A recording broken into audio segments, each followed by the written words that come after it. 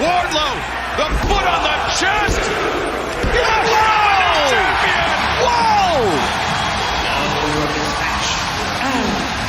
New TNT champion,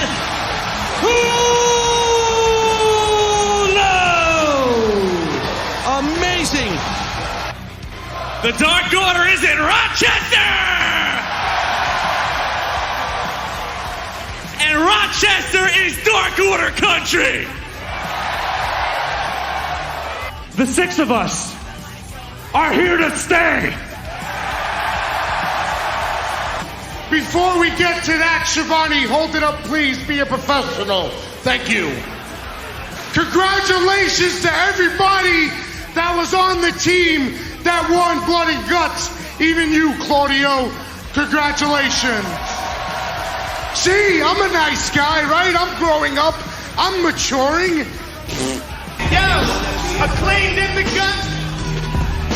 Oh, wait a second. Gun Club after what we saw last week. Christian Cage, you are unreal.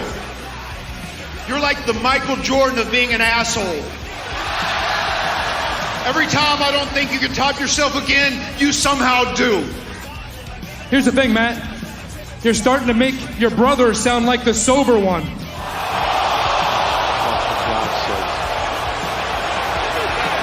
I said this will be the first time we get a chance to see the champion. And my God, Lee Moriarty has taken so much punishment. What? What the? Are you kidding me? What the hell did he just do? Now, the first time I thought was unintentional because of Tully Blanchard. This time looks very intentional, and this is very uncharacteristic about our champion. Jonathan Gresham does not react like this. Hold on a second. Why is he hugging Tully? Wait.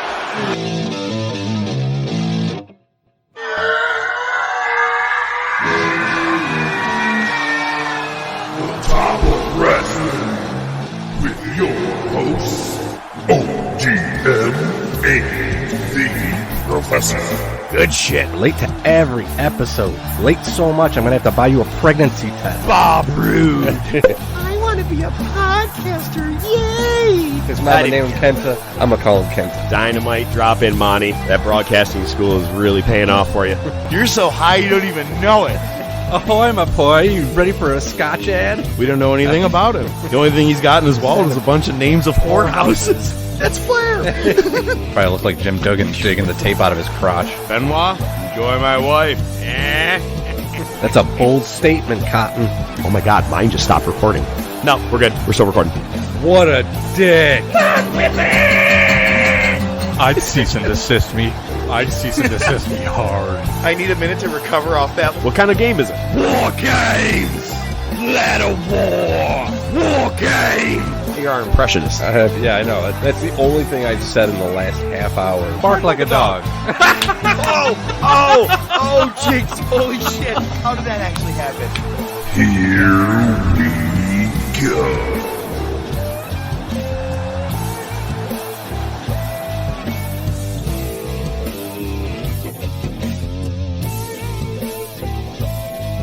Good Wrestling Day!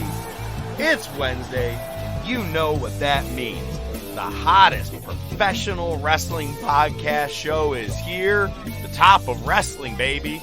And we got a lot of top shit to be talking about today. We got the top of Rochester's AEW show. That's right. O.D.M. and the Professor were both there on hand. We got some news this week. We got Bring It to the Table. And this week we have the Summer of Love for the Monday Night Wars. And we'll even have a movie of the week. Ladies and gentlemen, O.D.M. Maybe the top of wrestling. We're apparently the bottom of cell service, though. Yo, that's why that may be the most bland intro I think I've ever done in my entire time here. I was like, we do this, we do that, all right. I say professional, but that was probably the worst one ever because I had to restart my phone. The Wi-Fi sucks. We're actually doing just regular phone calls today, like a couple of hillbillies. This is fun. All it's missing is the landline. Probably have better success with that. Funny thing is, the land I'm on, they have one here. for good reason. Well, yeah. No shit, right? Jeez. All right, let's talk about it. I did say that this past Wednesday, a week ago today, it was AEW Dynamite in Rochester, New York. We're going to give you our take and our rundown on that, but as we like to do, we at least got to dabble a bit into the fantasy league. It was funny because I was yelling out loud during the thing. 1 point on that one. Or, that just lost me some points. Right. And I'm sure people around me are like, what the fuck is he talking about? But I'm still whooping everybody's ass. But did you happen to see the flimflammery that happened the other day where it was kind of a shaving of points? Really? No, I didn't. So I don't think it definitely was not intentional. So it's so funny because you're going to laugh at this exact line at what I tell you about. But so Flamingo puts up the points for SmackDown and Rampage. And it said I had -4. And I go, what? I was there. I was actually there at that fucking show. I didn't have anybody losing that. I had nobody even... Oh, no, I'm sorry. I had Mercedes Martinez. And I'm like, wait, she was in a match. I'm like, so actually, I think I have points. What are we talking about? And she wrote, oh, my God, I grabbed from April, not August. Or not July. And I was like, oh, okay. She goes, I'll do all this all later. I'm like, huh. All right, now I got to start paying attention more. Yeah, right. Yeah, so it's fine. I think it's okay. It's understandable. We know Flamingo does the points, and she's in second place right now. But I felt like Nick Nolte in Blue Chips. I was like, did you shave points? Oh, what a great movie! What a great movie. Yeah, man. It's Flamingo's in second. I'm in third, and here's the thing: I'm in third, and not that far off from second with like 5 injuries. Well, 4 now because I dropped one. 4 injured wrestlers. And I'm still in third place. Imagine what I would have done with a healthy roster. If Cody didn't get hurt alone, that would have, I still wouldn't have caught up to you with that goddamn Wardlow match. But I'd like to diverge into a tangent of the fantasy draft in season. We've seen some pictures lately with our beloved Tiger Smith holding the FWE championship. And I've looked at some of their social media to try to sort out what happened. If I'm not mistaken, based on a recent promo he posted, he did the same thing with that title, the FWE US title, that he did with the Kelly. I legit think this dude just stole it. Are you shitting me? Like, I don't think he won a match for the title. Oh my God. He posted a promo saying it was all by design, that he got multiple phone calls and then he got sent a cease and desist telling him to return the title to the Federation. I feel like I need to call him out for this. Wait. That's a do a little wait. So when this bag of douche was riding on what could only be the back of a truck, even though he was trying to make it look like a convertible. Bro, it was. In a parade on 4th of July. Yeah, it was the 4th of July. You mean to tell me? Yeah, well, he's like, this big parade. I'm like, did you just put your car in the middle of this thing and just pretend? Because there's no way they're like, well, we're looking for the FWE champion to be involved in this year's parade. Yeah, literally, I think you can just apply and they'll just tell you, yeah, you can be in. Just put your 4-ways on and be like, I'm a part of this. Oh, shit. All right, yeah, hop on. Who's really going to check? Wow. Right. And he stole it like the Kelly. Yep, pretty much. Is that why they wanted to give me the title at Jazz Fest? No, I think it was Flamingo doing the right thing. That's all.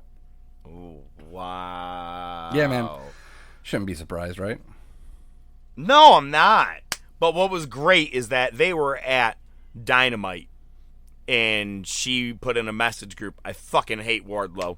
At that exact time, I just won a street fight. I won a title match. Beautiful. Worked for me. Mm-hmm. And, dude. All right, let's get into Dynamite. Let's at least, since I'm already mentioning it. How cool was it with the confetti? It was great watching them clean it up afterwards. But yeah, no, it was super awesome.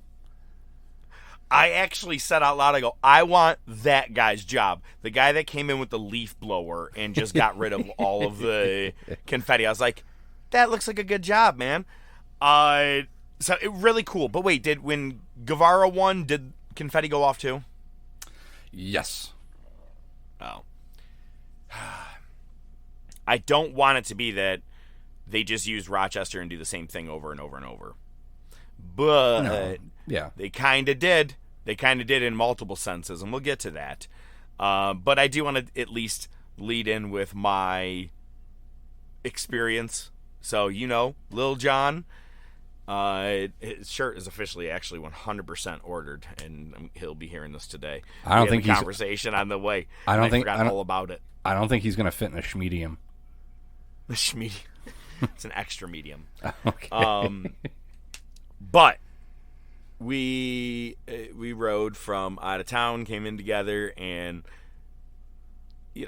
got a 2, 3, 4, 5 chicken nuggets, something like that, and got into town. And when we went into the arena first, I may have mentioned this when I went to Dynamite, but I have a very cracked looking phone. And I was like, I am so shocked that the one I got to at Fort Myers, I actually got in. This one, I was like, as we were coming in, I'm like, oh shit, I forgot about this. But it worked. We got in no problem. He got like very little looks, like going through the security. You saw him. He's like 3 times my stature, and I don't mean like width. I'm saying he's a built dude. Right. They kept the fucking guy wanded me. I went through the thing already, and he goes, "Did you hear it beep?" I go, "Well, I guess I did." And he started like going around with the wand, no problem. Then they asked to see my sign. I go, they literally just opened the sign. They asked me to see my sign. He goes, I asked you if I could see your sign. I go, absolutely. They were just on me, and I'm like, look, man, I'm not a threat here, but my face could be around the area. They may have seen what happened at Night of Champions 2011. Exactly. I'm sure it had nothing to do with the fact that you reeked of chicken nuggets.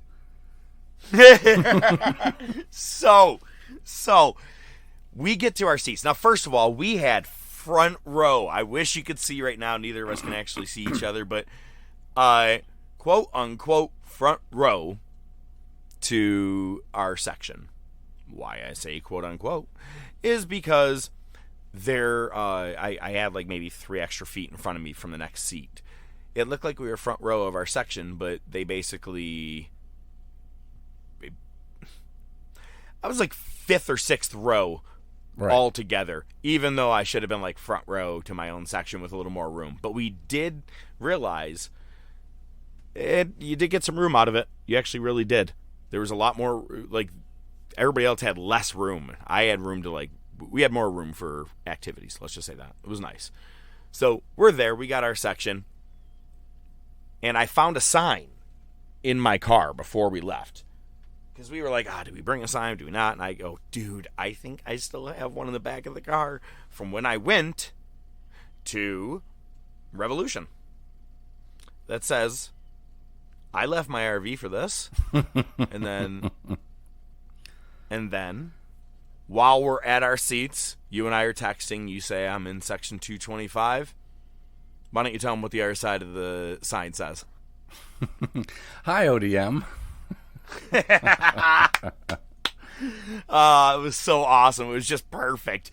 I actually threw it up during Moxley's entrance. I don't know if you actually saw it. Oh, yeah. The entire did you? Okay, I was like, it didn't make it to TV, but I was like, man, while Wild Thing's going, hey, O.D.M. would be a really cool sign to go right now. The sign definitely was perfectly used, as you can see in the logo. I really wish that someone made comment on it, like in the on commentary. being like, yeah, you're right. You shouldn't have left your RV for this. We'll get to that point. Maybe JR. But 6 seconds in, man, that's all it was. After the pyro went off, sign was up in the air. Didn't even really plan on doing it, but had a good time. But while we're there in our seats, we've stood up, we've clapped, we've popped a couple times, and Lil John goes, man, either someone's having a party or someone forgot to do their shirt laundry. and I go, bro, I am afraid that it is me. He goes, nah, it's not us. He goes, it's coming in waves. I go, nah, it's when we stand up. And he goes, nah, I don't think it's you. He goes, I think it's behind us. I go, okay, all right, fine. That put me to rest. We go to get something to eat, like halfway through the show. And yeah, I wear deodorant, okay? That's it. And as I'm asking for the food, the cashier girl goes, you smell good. And I go, she goes, yeah. And I go, Lil John, it was us. It was us.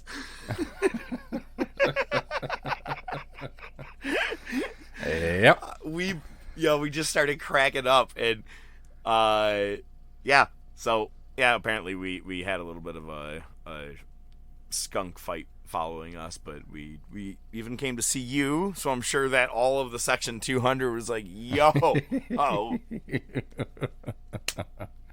Yeah, you can, a little bit. All right, well, let's see. Any news this week? We'll get into the rest of Dynamite when we get there, but all right.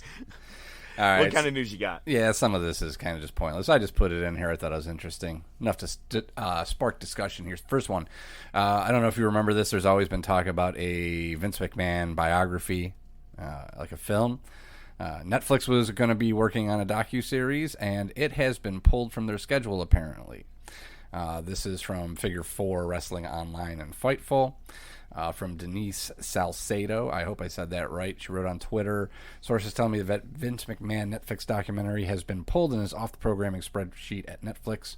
A source at Netflix confirmed it no longer being listed on their spreadsheet. Another source at Netflix said, that shit's out of here. Another source indicated that the project was already deep in post-production and that several talent interviews had been done months ago and that millions were spent. I spoke to one of the producers on the project. However, they declined to confirm nor deny the story to me. So, not really a surprise, but gotta be a shot to his ego at the very least. Wasn't this the one that, like, Liam Neeson or something like that was going to play him or some shit like that? I don't know. All right, anyway. Was it? Well, I will say this. Isn't it kind of funny that at the same time McMahon is being outed for something, did you see that WWE allowed Ric Flair back into the opening package of stuff? I did. Tell me that's not a coincidental motherfucking timing. Yeah, pretty much. I mean, it's gotta Now, be. I will say, did you see Chris Jericho's response about all this? I did not. Okay. I'm going to paraphrase, by the way. But he said, yeah, look it's wrong. It's disgusting. It's not illegal. What he did isn't an illegal thing. It's not like and this is me now riffing here, he didn't go and rape someone that we know of yet. No one has said that wording, but he had an affair. Yes, that is wrong. And, I mean, if you want to call it illegal, yeah, between him and Linda and the eyes of their court and marriage. But other than that, he paid someone, which is a disgusting thing to do, paid him off to keep their mouth shut. But he didn't do anything illegal.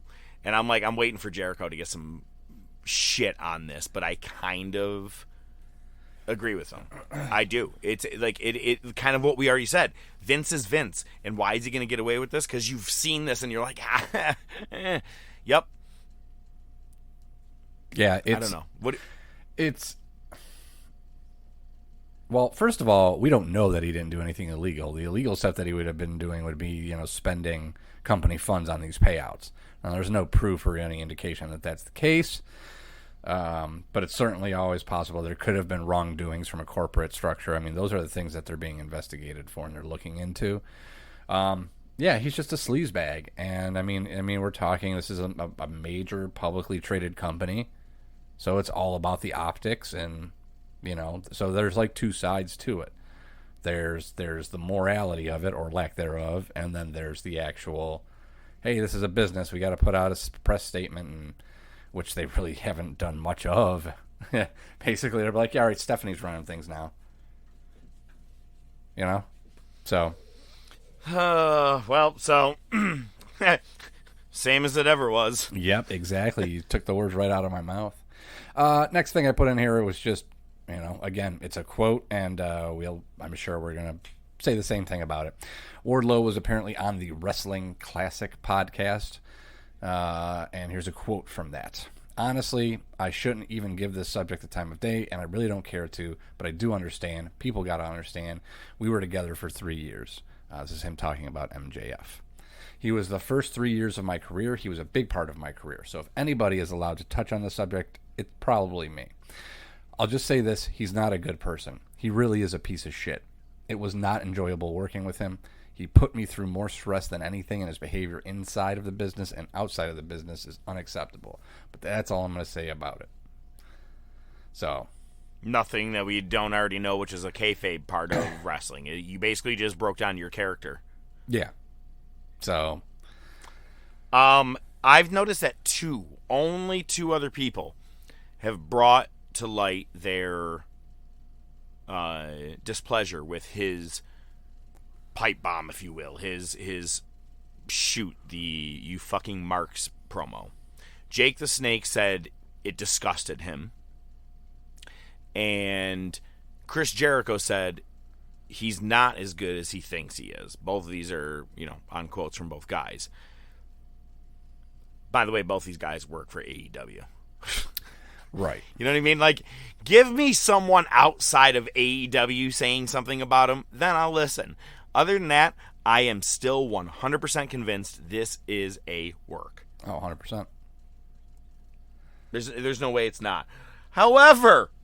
That's not to say Lil Jon and I weren't standing there when all the shit was going on and Wardlow's finally getting the upper hand on Men of the Year. We're like, just wait a second. What if right now Spears and MJF show up and fuck him over? Right. We're like, we just started having that thought, and I go, I'll lose my fucking mind. He goes, as will everybody else. And now I'm having this in my mind that even to the very last fucking power bomb, I was like looking around for MJF or waiting for his song. But then I realized it's Rochester, New York. They were definitely not going to waste MJF's return there. Probably not. So everybody's healthy, right? Oh, yeah, everybody's doing great. Well, except a few people. So I'll start with Danielson. I didn't put his name in there, but basically Tony Khan was commenting on, putting him on ice, just to let him rest, especially with his concerns of concussion history. So no word on his return. Meltzer reported on Observer Radio that Adam Cole's going to be out for a while. That's the most that he said about it. And Tony Khan did speak about Santana. He said he hasn't talked much publicly about it. Yeah, I'm trying to find where it says. He says, hopefully it won't be too long, but it could be a relatively long injury. So that's about it. He said it's going to be, he made it sound like it's going to be a while. So, kind of sucks with Santana because felt like he was on the right trajectory. It's a damn shame they wasted them as a tag team, but it looks, they could have done something with Santana as a singles, but that's definitely on the shelf for now. Yep. It's sucks because, not just because I had him in the league at one point, but also because I really love this team and I was on the bandwagon for them to finally win the straps, but negative. All right. Yeah. Well, from one injury to another, your boy Ilya Dragunov vacated the WWE UK title. Basically, he kind of came out and cut a promo when he relinquished it, saying he's dealing with some injuries and they're going to be having a tournament to crown a new winner. It's also been noted by a couple people that this could be possibly part of the storyline. So I don't know why. I don't know why they would do that as a storyline, but so. God damn it. I have Dragunov in the fantasy I know. However, if I were WWE, NXT UK, whatever the hell this is, put Trent Seven and Tyler Bate in your finals. Tyler Bate, a former champion, could be a champion of 2 times, or can the new heel Trent Seven beat him? There you go. Just saying, putting them into the tournament, you have heat. It's almost like your Ciampa Gargano feud. Damn, I'm really, really good at transitioning. Look at that. Last piece of news. You nailed it. Last piece. I just threw this in here just for shits and grins.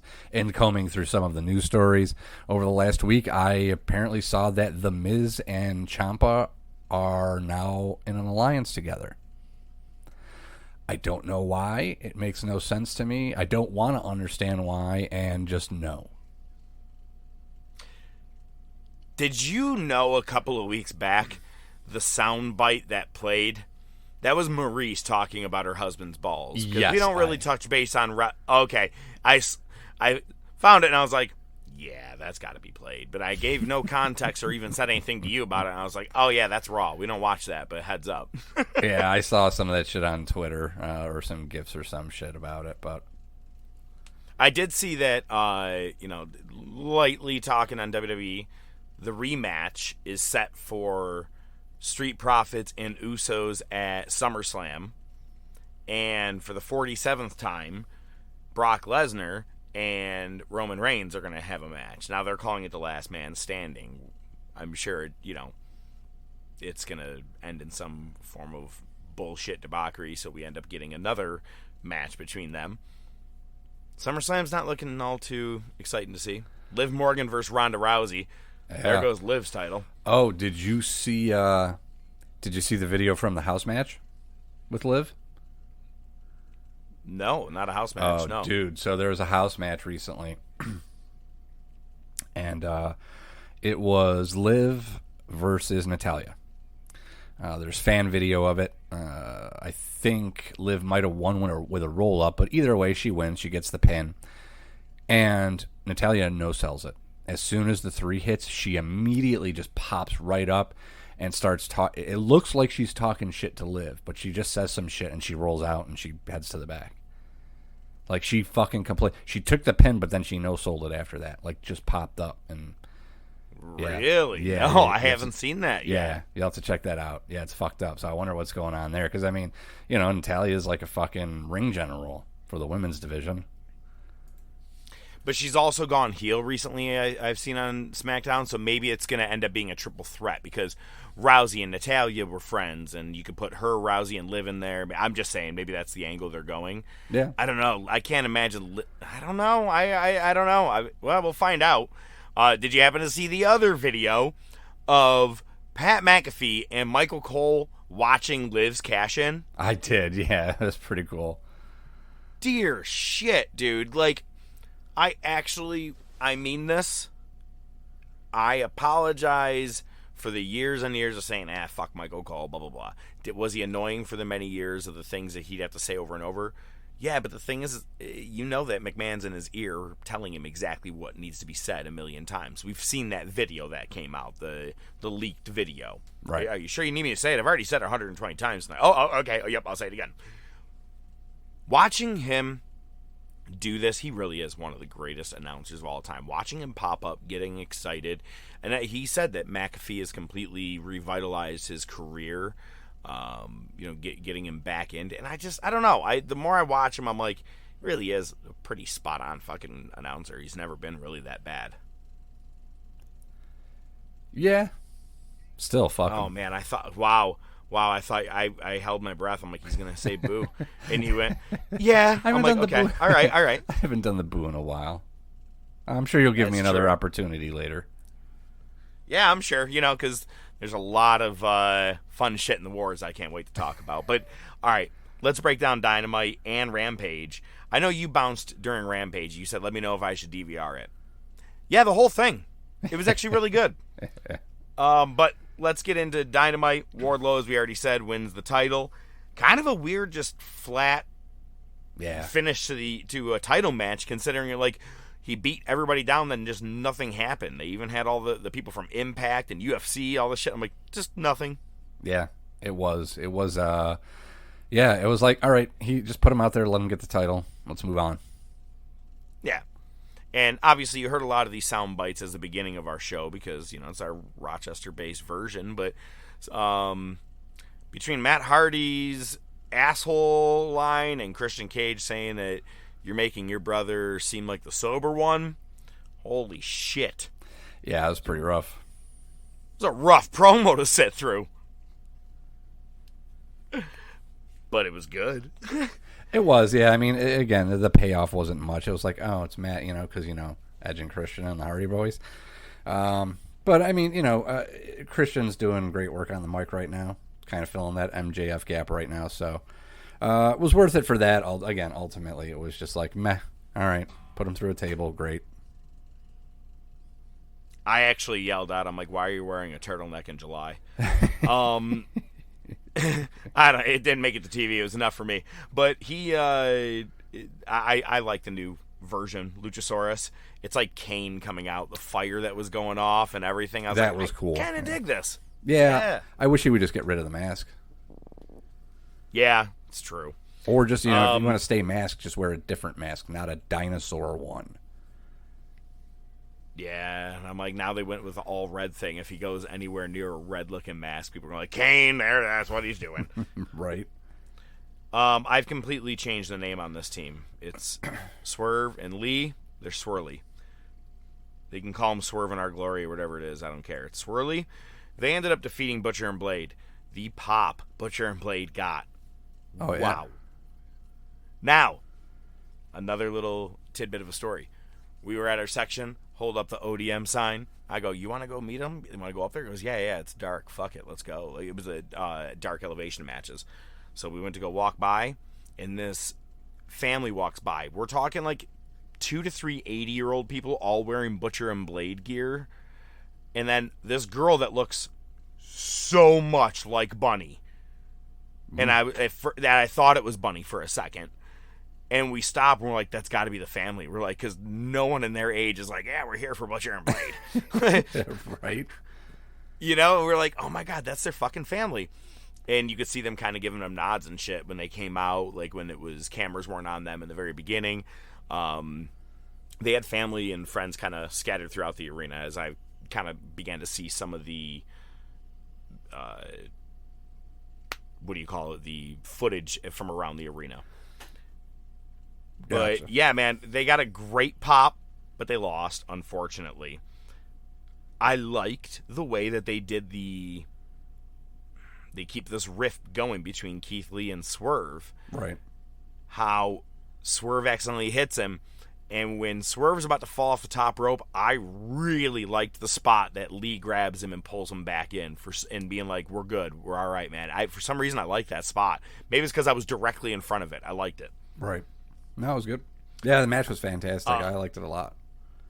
Yeah, dude. And I don't think I've ever really paid attention that hard to a Butcher and Blade match, but cheering for them hard for that match, that's for sure. Now, this past weekend, I will say that there was a Wrestling Revolution, I think was the name of it, show, like a pay-per-view. And it was the Switchblades back together reuniting, Jon Moxley and Sami Callihan, and they defeated the American Wolves. But also in that night, there was a 3-on-3 cage match, horrors cage match. It was whatever. But the end of it saw Swerve Strickland turn on Rich Swann. Crowd booing hard. He's heel there. I'm calling he's the one that's definitely turning on Keith Lee. Yeah, it would make sense. It would make the most sense. Yeah. I mean, they've kind of given a hint towards it multiple times anyway. You want to be smart? Make Lee go heel. I think I'd actually rather see Keith Lee be heel and see what he can do. I don't like him as a face on the mic. The deep talking bass voice and I don't know. I'm not a fan of it. College professor. Pretty much. Eddie Kingston comes to the ring, interviewed by Tony Schiavone. I yelled out, "Tony, cut the shit," as loud as I could. Kingston, I loved. Yeah, I'm giving props to everybody. Claudio, it's awesome. I love when he just is on the mic. It's just gold.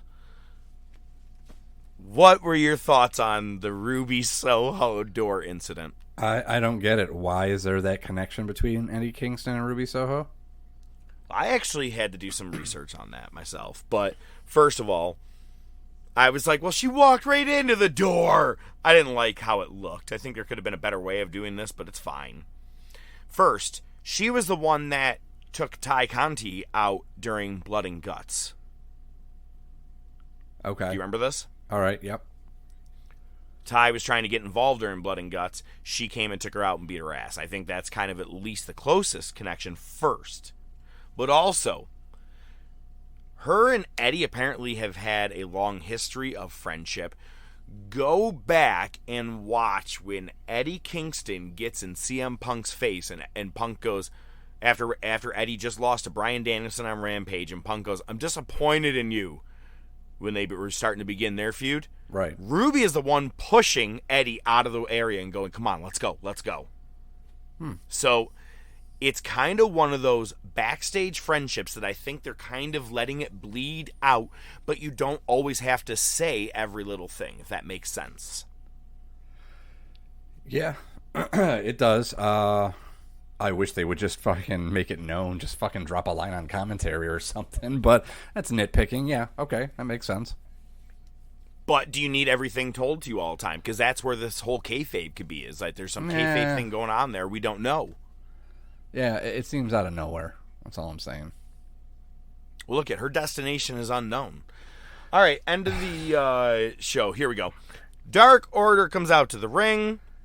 They're in Rochester, and they're about to, they're saying, Rochester is Dark Order country. Looks like they're going to disband, and they stay together, which is crazy for the time of multiple of them leaving. A list of people who were on a list to go, and it was pretty much all of Dark Order. Lil Jon and I were talking about it. He goes, every one of these guys were on the list. I go, yeah, I know. I saw that same list. Colt Cabana notably was not there, but we could get into that another time about his contract or where he's going to be. God, I think you're not going to like this take. Unless you want to steal it from me so I don't have to sound like the total asshole and we sound like we agree. Oh, you want me to say that it was a terrible segment and it made no sense? Well, that... And why are we still placating the young man known as -1? Thank you. I get it. I get it. It's great. But I don't want it on the program. Save it for Elevation if you really want to do it. But Rampage would have been fine. No, not even when Rampage. He had the mic and he goes, no. But even when he said, "I'll wait till I'm 18 or 19," whatever he said, it sounded like he was going to say more and held the mic to his face. I know, right? Yeah, and then didn't say anything, and I was like, "Oh my god!" I was like, it made me pissed off. But you got a lot of big family in the area of Brody and a lot of Brody chants, and I get it. I really, really, really do. Right. But I'm really just saying I hope not every Dynamite in Blue Cross Arena is going to be a straight-up Brody Lee tribute with a TNT title match, and -1 gets to get involved every time and beat someone up. Yeah, we can hope. That's it. That's all I'm saying. Yeah. Most likely a very unpopular decision or opinion of mine, but that's me. Roosh and Penta, this is when we went to the bathroom. We had to go get something to eat, drink, and everything, and that's when the girl told me that my chicken nuggets were definitely smelling extra fried for the day. But I'm sure I missed a pretty good match, and I did it. And I went back and watched it, and I saw the part that we walked right back in at the same part where Penta's walking out with a towel over his head. Mm-hmm. Yeah. I knew that was pretty much what was going to happen, but I was okay with that because once I knew that was the match, I'm like, we got to get back in time. We had to make sure once they kept promoting that it was going to be the Acclaimed and the Gun Club, we're like, oh yeah, baby, Max Caster rap. We got to get back in time. We kept thinking it was coming up next. Even when the Dark Order were there, I go, I will take a Max Caster shitting on -1 rap right now. Please. I thought that's what was going to happen. When it was QT Marshall, I go, what the fuck? We already saw you earlier on Dark. I know, like, right? It was a perfect time seriously. for I really thought it was going to be acclaimed. Oh my God. I can't tell you how. I'm like, I didn't need to go too negative, but if they said the right things, they could really get some moments. Didn't go that route. Instead, after the Roosh Penta match, Acclaim come out with a Gun Club, and just as you hear, yo, one of the Guns take the mic away from Caster, robbing Rochester of a rap. And you want to hear a solid boo? That was a solid boo. Not one person was happy with that decision. Oh, I was pissed. I was legit pissed. Made me laugh to see that they were taking on Fuego del Sol, Bear Bronson and Bear Boulder, the Bear Country, and Leon Ruffin. You remember Leon? He's the one that couldn't even hold up the North American Championship. It went to his waist and went down to his feet. That's him. He was on this Dynamite match. Also, in Dark, we did get to see local town hero Colin Delaney. That was cool. Yep. But the Gun Club turn on the Acclaimed, and just as you think Daddy Ass was going to come to the aid and be like, guys, you shouldn't do this, of course, he's with his sons and ends up beating up Bowens in his very first return match. And now, well, actually, what's funny is that they actually got the win, but then they ended up beating them up after. Right. But just at the moment when I think it was Colton Gunn is doing the scissoring from his hands to Bowen's hands, that's the exact moment that the sign, I left my RV for this, got zoomed in on TV, and I go, gold! It was such a great And I sent it to you right away, and I go, well, I think we have our logo for the week. Yeah, it was perfect. It was absolutely perfect. It really couldn't have worked at a better time. And I didn't just throw it up at any time. I only threw up, I left my RV for this, in a part where something didn't make sense. Or like the very beginning to get myself seen, right? But other than that, wouldn't have worked any better in that exact night than the scissoring moment. And I was like, that's gold. Just made me happy. Yeah, it made me happy too. Yeah, good. Then they were like, well, you guys are all pretty amped up from that turn. We have a championship match later for the paper title. We're going to have to let you guys calm down a bit. So let's have Thunder Rosa and Tony Storm, Team Thunderstorm, against Nyla Rose and Marina Shafir, who have apparently stolen Marty Scurll's gimmick, where you just come down to the ring with a black umbrella. Yeah, that was I just weird. started going, whoop, whoop. I did a whoop, whoop a couple of times. We had a dickhead next to us. Nyla's got it. I was like, come on, dude, really? What did he like, say? Nyla's got a, what a she's a dick. man. And right, and I was like, I'm like, you're a drunk asshole. I'm like, do I start shit with you? I'm like, nah, because I don't want to miss a main event or anything like that or anything good. I'm like, fuck it. But my point is, I'm like, really, dude? Anyway, what? I don't know if this is a thing. Maybe I haven't been paying attention to Thunder Rosa and Tony Storm matches, or even just a Thunder Rosa match. Did you know that people chant Thunderstruck, or was that just a thing in Rochester? I mean, it would make sense. I wouldn't put it past them to buy the music, yeah, I don't know, man. So people like behind us to the left, they were going Thunder, na na na na na na na. Thunder. Oh, okay, yeah, I don't know. And I was like, fuck yeah. So I started joining in on it. I was like, that's kind of cool. So people were chanting it during their match. I liked it. That match ended just as, I pretty much assumed it was going to. Rampage was different. The Moxley versus Brody King match. Look at, man. First, I liked Moxley's promo earlier in the night. We also find out that we have several matches coming up at Death Before Dishonor, which is going to be Wheeler Yuta versus Daniel Garcia. Great place to announce that match, by the way, where he's pretty close to home. And I forgot what the other match was. Oh, Joe and Lethal for the TV title. But FTR versus Briscoes 2. And it's been confirmed. Hell yeah. Yeah, buddy. So, Moxley had a good promo earlier in the night and comes out, and I'm not going to lie, prior to Rampage and without the win of Wardlow, Moxley did have the best fucking pop of the night. Crowd went ape shit in Rochester for him. And I was losing my voice singing Wild Thing. I was loving it. And, having the Hey O.D.M sign up. And I'm looking around, I'm like, yo, I can't even see him anymore. And he came out right behind us. Oh, yeah. And I had the thought about going to that area, knowing it would happen. I was like, I should go do it. And I was like, and I'm like, you know what? Fuck it. I'm just going to hang where we're at. Like, we talked about it, but we're like, fuck it. We'll stay here. But I'm looking around, I'm like, he hung in the crowd pretty long. Like, really play into the crowd. I liked it. Good match. Everything we thought it was going to be. And Brody King passes out while being choked out. What you didn't get to see on air was Sting and before that, Malachi Black coming out and standing beside Brody King, but then Darby Allin and Sting come out, giving us a pretty good moment. And Darby says, basically, good job. You're like, you earned that. You showed it, and tried shaking his hand. And he walked away. And I was like, that's an interesting setup for some reason that he was doing that. And I'm like, even if it's off of the, you were the one that went to the match after Rampage's Battle Royal.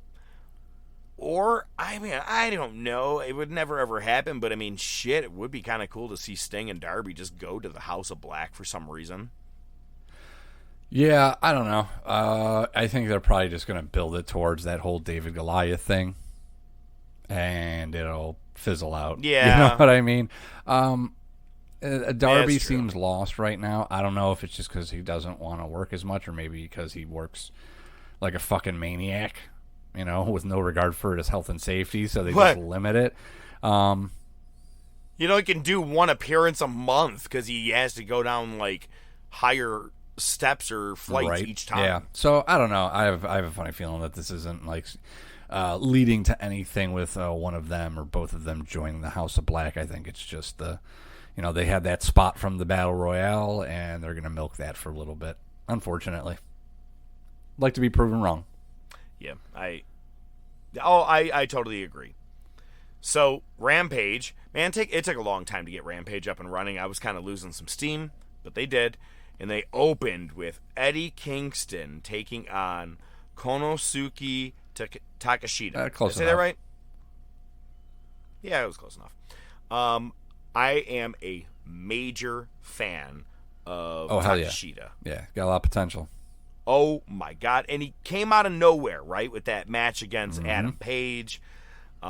This match was so hard-hitting and so many great spots. Kingston, to me, does a lot of Kenta Kobashi tributes in his match, especially with the fast-paced chops. And it was just, love the match. It was really good. Showed a good, hard-hitting side of Kingston because that's what he's going to need heading into Fyter Fest Night 2. Then we get to see Gates of Agony, which is Toa Leona and Kuhn, I think is Kaun or Kaun. Yeah, we'll go with that.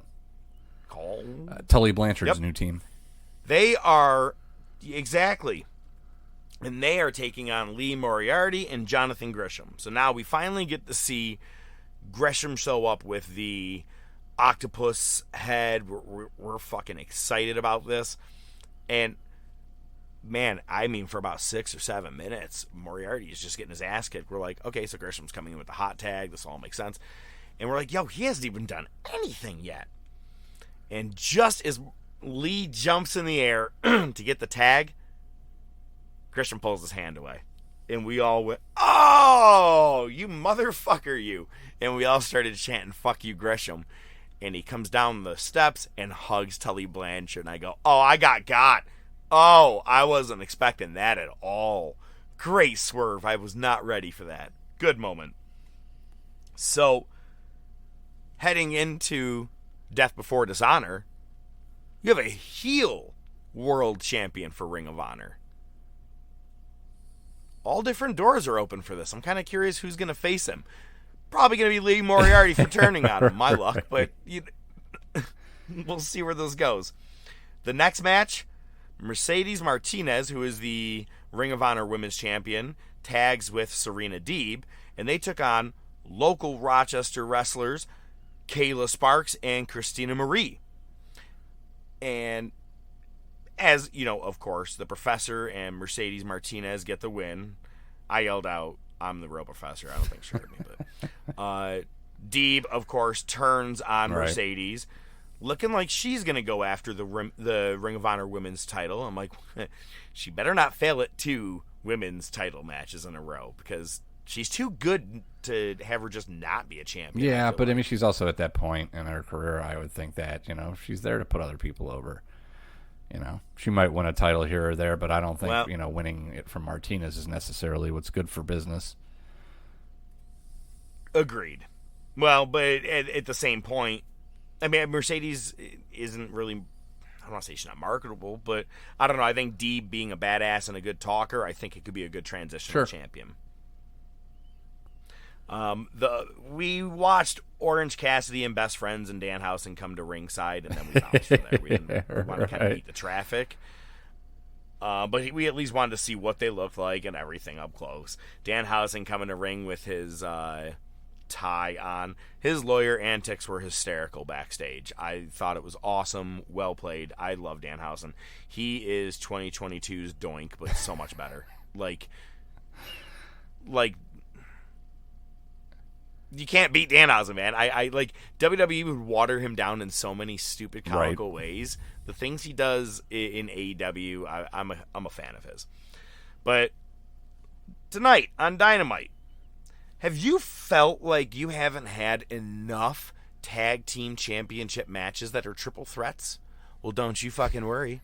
AEW is going to give you their 17th this year, because it's going to be Bucks, Swirly, and Team Taz. So my money says Bucks retain, and as I said, it's going to be FTR heading into All Out. Speaking of All Out, we had a great banner that was highlighted at Dynamite that was up there. It was kind of cool to see that. And then they mentioned 3 days after All Out, Buffalo, baby. Dynamite will have its first appearance there with Rampage. We may have to take a trip, my man. Yeah, it'd be nice. We got time to think about it. But also tonight, totally. Let's see what the injury list is looking like. Right, seriously. But for tonight, also speaking of Serena Deeb, she'll be taking on Anna Jay, so that'll be a win for Deeb. But Claudio Castagnoli will have his first singles match against, on Dynamite, against Jake Hager, which they kind of did a prelude to backstage in Rochester, and I got so excited. I was like, please tell me you're going to say Rampage. Say Rampage. Say Rampage. I know, right? Next week, I go, you fuckers. And if you think that was recorded and not done there, man, shout out to my friend Lisa. She got a goddamn selfie with him. Back outside. She got one with him, and let me quickly look it up here. It's not too far away. She sent it, and I was like, are you shitting me? And I go, well, I was on TV, so take that. You see that boy met Edge and Beth Phoenix? Oh, fuck you. Oh, Wardlow. She got a picture with Wardlow as well. Damn. Yeah. You know what? That boy can't fit in a shark cage. But they're going to fit all of Jericho Appreciation Society inside of one. So that should tell you something about that boy. Anyway, next week, we're going to have... It's not even enough that you had to have barbed wire death match between Eddie Kingston and Chris Jericho. No. You have to have a shark cage where all of Jericho Appreciation Society will be in there with each other. Why? Because it's Shark Week. Let's bring something to the table. Just bring it, bitch! Oh my God! First time in a long time looking at this doc. I have no idea what you're bringing to the table, and you have no idea what I'm bringing to the table. Pretty much. That's good. I like it. Go ahead. I'll give you the honors. Yeah, mine's pretty straightforward. So Vinny started a baseball camp this week. He's very excited. I picked him up today. Everything was lovely. And then I was just on the Twitter machine, and they put some history facts about wrestling. Sometimes I saw one that I was aware of, but I thought it kind of lined up with my kids starting baseball camp this week, and that is, if you don't know, a certain Randy Poffo, a.k.a. the Macho Man, used to play minor league baseball. He was a catcher, right-handed, broke his arm, started to learn to throw with his left arm, and came back and played as an outfielder, as a lefty. Crazy shit. Yeah, there's a Macho Man baseball card out there with his real name. Man, I wonder if anybody has one. Oh, dude, I guarantee you. I'm going to look one up right now. That's it's funny because watching him lose his fucking mind this week on Nitro is just really hysterical. And I'm like, could you imagine him rushing the mound? Oh, hell yeah. That would have been fucking fun. great. That would have been great. Hey, I'm going to kick your ass. Dig it up, put you under the mound. Maybe I will, maybe I won't. Bro, you can get them on eBay for $4. Oh. Just expense it to the top of wrestling bill. The management will get it. All right, man. Well, this week, what I am bringing to the table, I know that I have already talked about I think it was called Wrestling Revolution, whatever it was called. The night where I got to watch this match of Moxley and Sami Callihan reuniting. I had the recent benefit to see a match that was a couple of months ago that I never had the chance to see, and I finally got eyes on it. Impact Wrestling, Josh Alexander defending his world championship against Tomohiro Ishii. Such a good match. I forget that Impact is there sometimes because they're just not on channels that are, in the U.S. or whatever. I don't know. I forget that they're there, and they have some really great wrestlers over there, and some guys are still going, and I don't know. I'm saying if you have the opportunity, watch Josh Alexander and Tomohiro Ishii. If this is the first time you've ever watched Alexander, the guy is a wrestling powerhouse, and I hope that he makes it further than Impact, but not to the height of WWE. That being said, let's go to the Monday Night Wars. Marty, you've got to come back with me. Where? Back to the future. Wait a minute, Doc. What are you talking about? What happens to us in the future? What, do we become assholes or something? Give me a hell yeah! You know I'm so happy out here in San Antonio. Moja droga ja cię kocham. Means that I love you so. Moja droga ja cię kocham. More than you ever know. Kocham cię z całym sercem. Love you with all my heart. Come back to me, and you will be my melody of love. Polish power! Oh, look out from behind! Ivan Putski! How about Jerry the King Lawler and Scott Putski now double teamed? Are you a little confused by the voice singing there? Kind of an interesting thing to watch, too. I 100% watched the ending of this episode. I remember it clearly. I remember where I was. Something tells me I did not turn Raw on at the right time back in the day because I don't remember this at all. It was very confusing. We'll get there. First, it was Bash at the Beach 1997. There were some good moments. There was bad moments. There were some cringy moments. Let's get into it. All right. Daytona Beach opens up with a recap of the Luger Giant Hogan Rodman feud, obviously. I was very disappointed. We have our typical commentary team. I wasn't disappointed in that. You've got the Brain, you got Shivani, and you got Dusty. Dusty wasn't wearing a Hawaiian t-shirt. He probably thought it was a little foo-foo if I had to fathom a guess, but I was really disappointed he wasn't wearing a Hawaiian shirt. It's a little too flow for me, baby. I like to wear the dark colors. Nice. Makes me look thin, baby. We're on the 1-year anniversary of Hogan's turn in the formation of the NWO. First match is Mortis and Wrath vs. Glacier and Ernest Miller. They didn't play the normal Mortis music. It sounded like some ripoff of a Motley Crue tune. Interesting. Was that your network? Yes. Oh, then that was a regular Mortis tune. It was weird. Maybe it was just like the intro for the actual pay-per-view and not their intro music. Might have been. Or sometimes they don't have the rights to the music anymore and they get rid of them, and they may have edited that pay-per-view a specific way. Yeah, maybe. Let's see. They had a nice little spot. They had Glacier on the floor. Wrath puts his Glacier's head up against the ring post, a chair on the other side, and Mortis super kicks it. It was Glacier and Ernest Miller versus Wrath and Mortis, and you said there was a good spot. Jesus Christ, can you move on? Dude, no, I'm not going to. Mortis and Wrath did the power bomb neckbreaker move. I like that combo move. There was the reverse crag with the leg drop off the second buckle. I thought that was pretty good. Basically, while Mortis is down, Vandenberg puts a chain around his boot. Uses that with the super kick to get the win. It's Glacier's first loss since debuting. And for what it was worth, I thought it was a fun little match to open up. You would.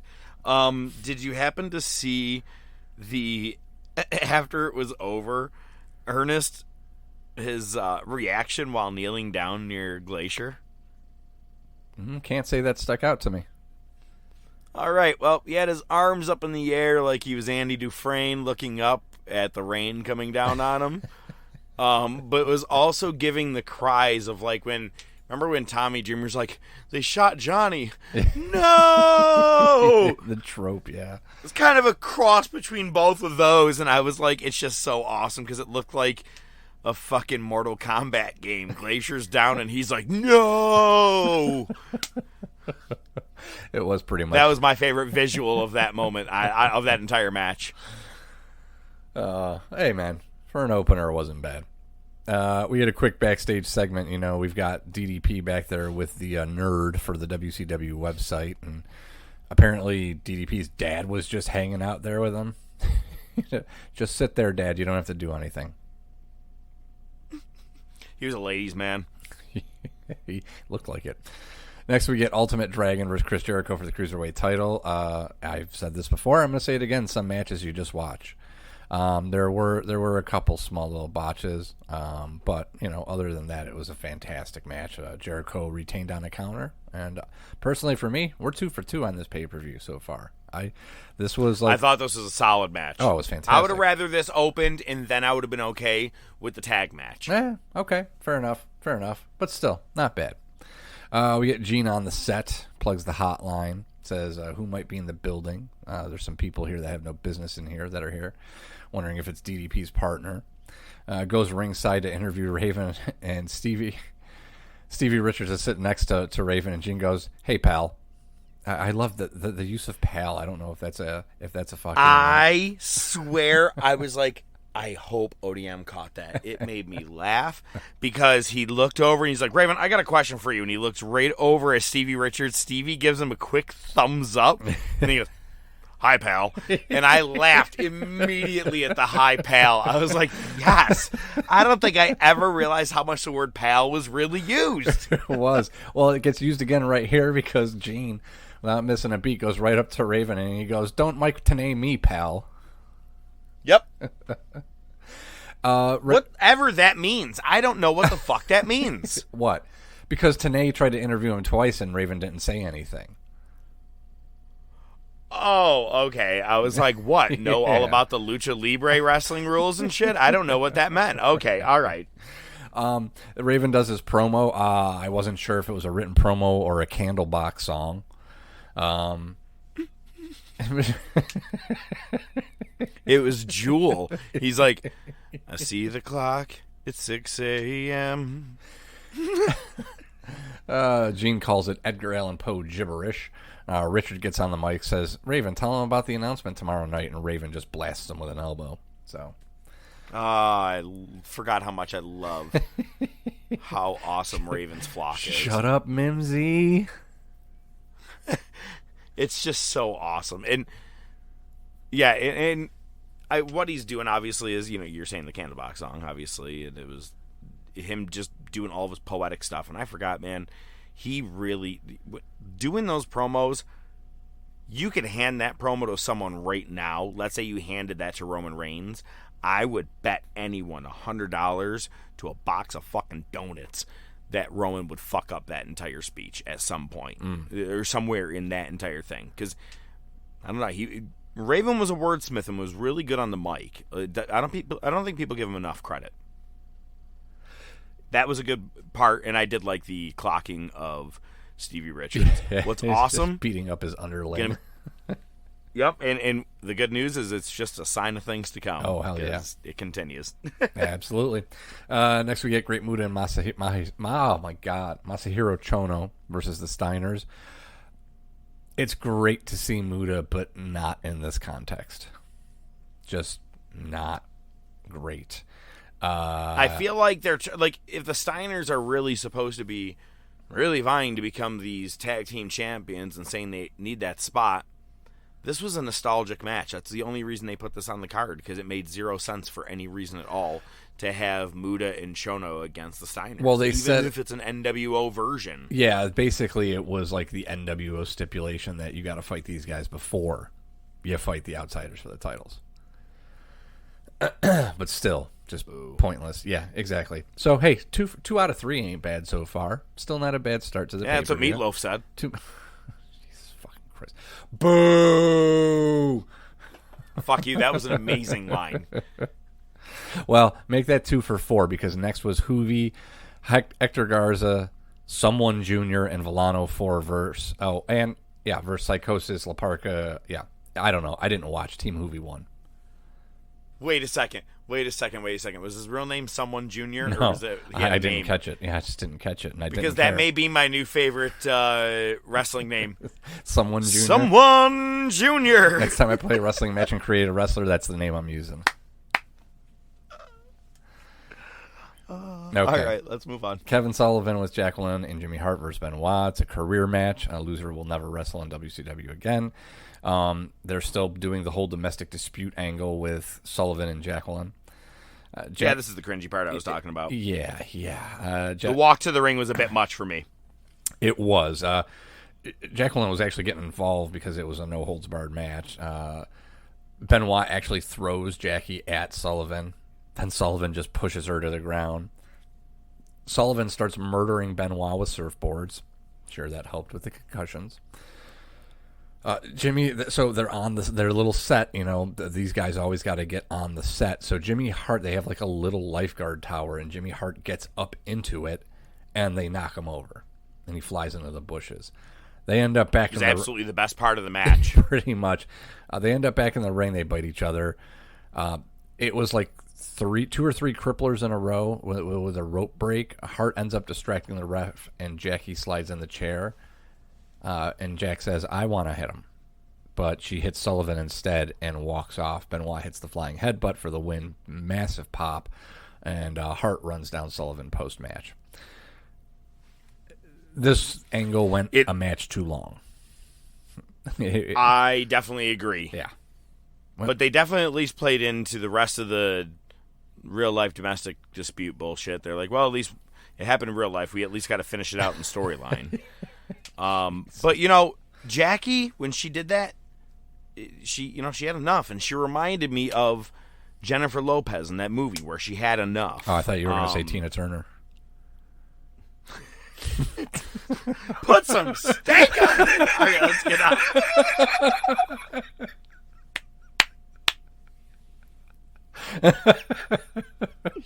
Where would she be? She'd be rolling down the river. That's where she would be.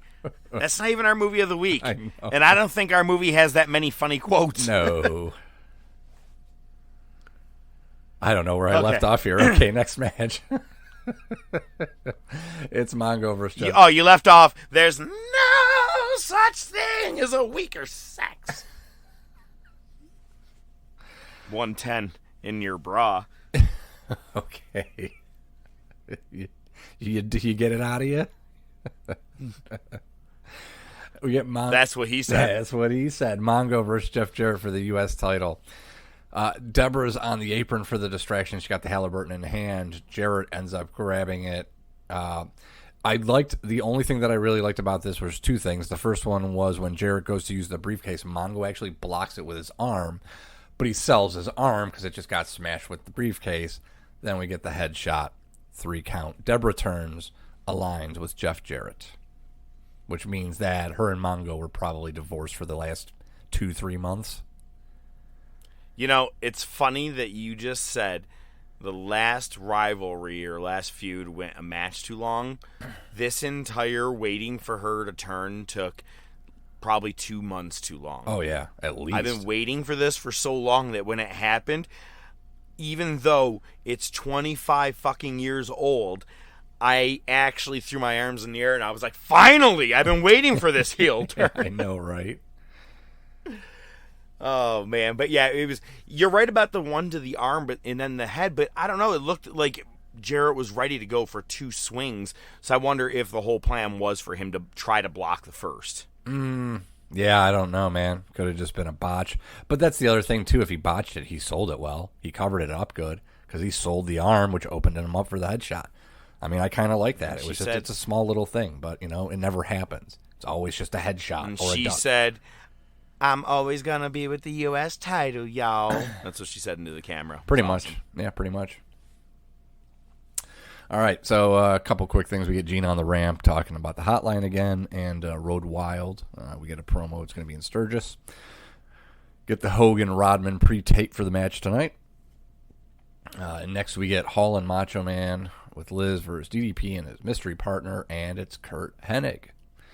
One of my favorite spots of the night was Hennig and Hall facing off, and Hall flicks the toothpick at him, and Kurt Hennig just spits his gum into Hall's face.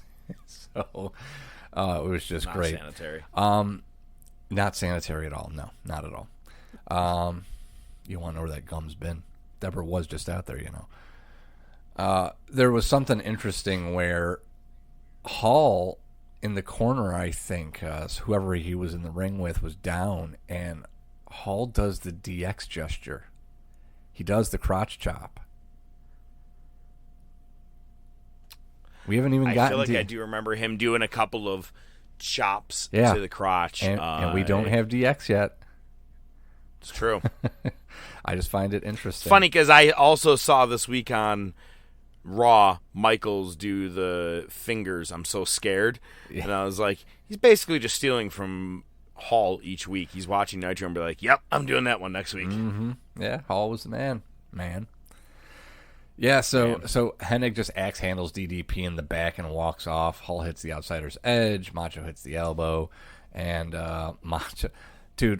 Macho, before he gets the pin, actually, I think while he was on the top turnbuckle, before he drops the elbow, he looks at Kimberly and fucking hawks a loogie right at her. It was fucking nasty. Hits the elbow, 3 count. There you go. I can't tell you how fucking much I want to gag every time I see that kind of stuff. I do not like... It's not sanitary. Oh, my God. Not even that it's not sanitary, man. Just every time oh, God. It's going to happen soon. It's going to happen at the end of SummerSlam coming up for us.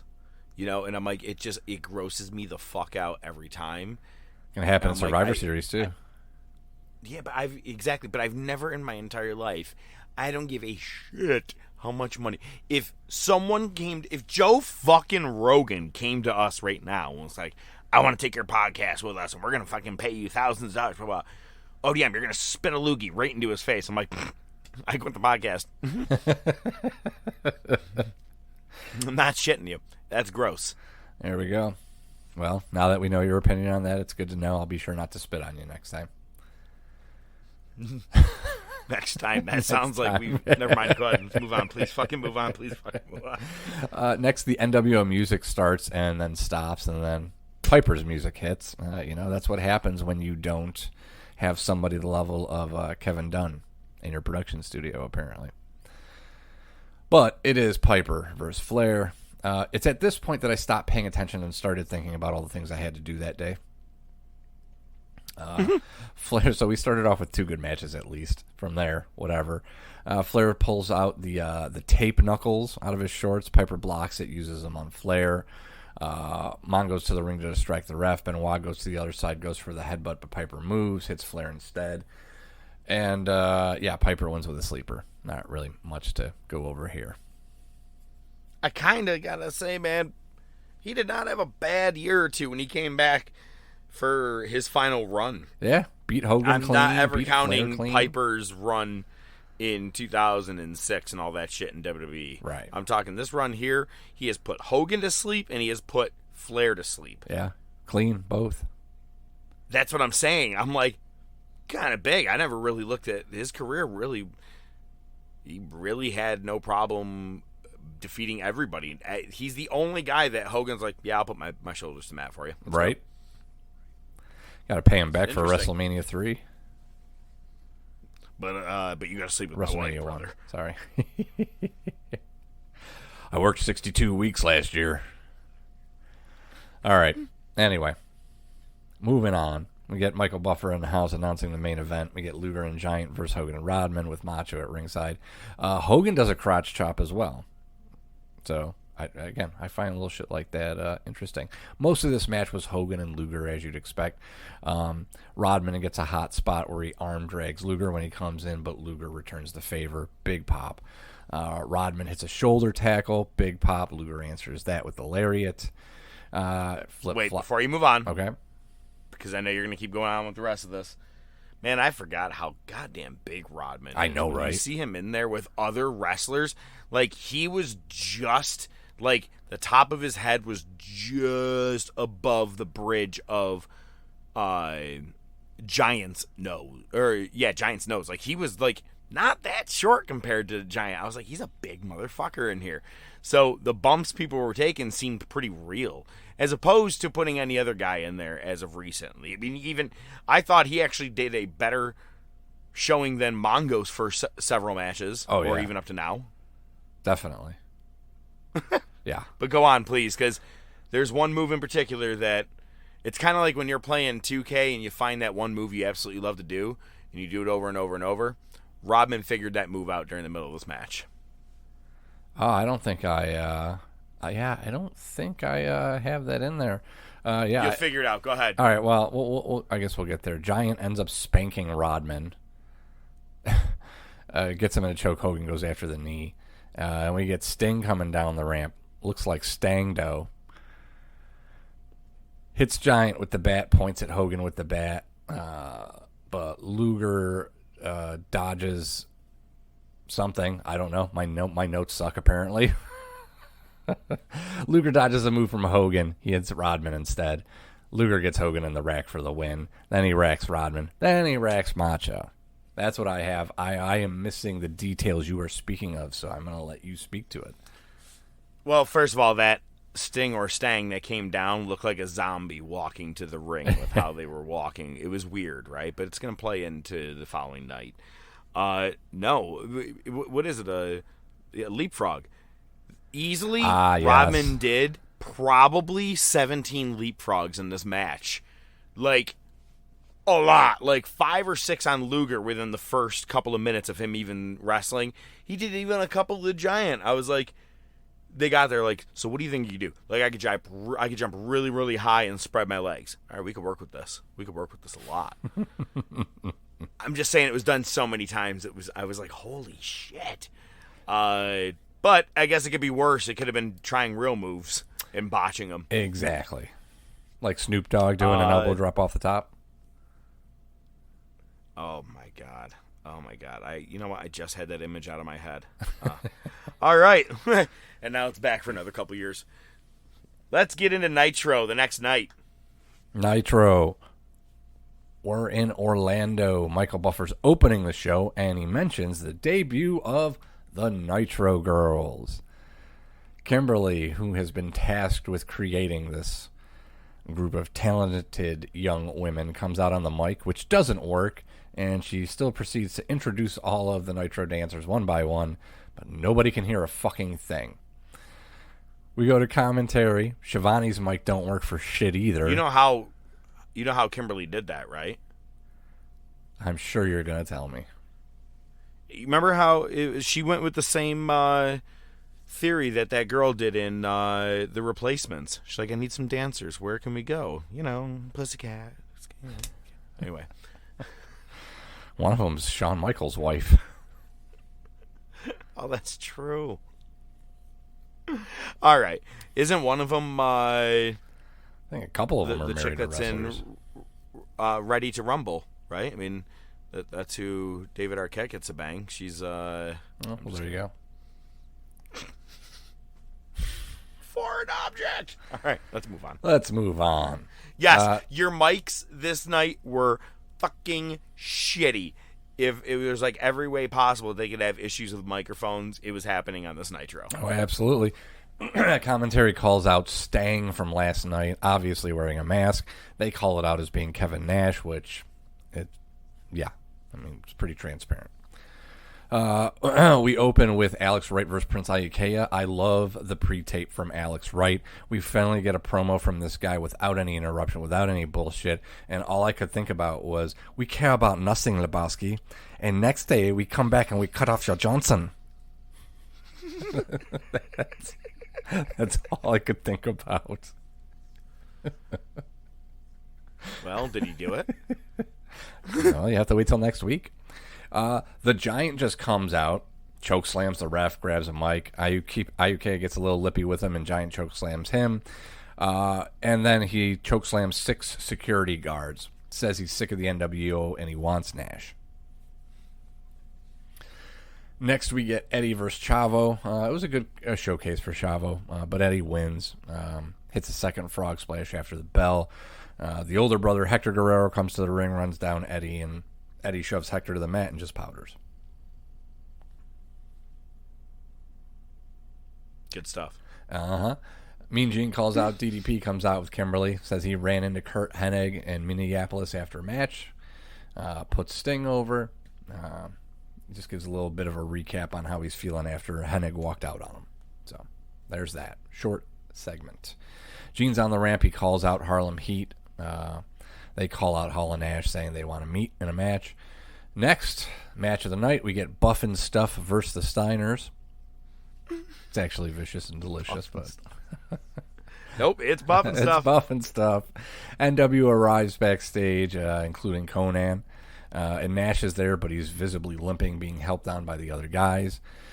In this match, Muda and Chono interfere. It's a DQ. Steiners fight him off. That's it.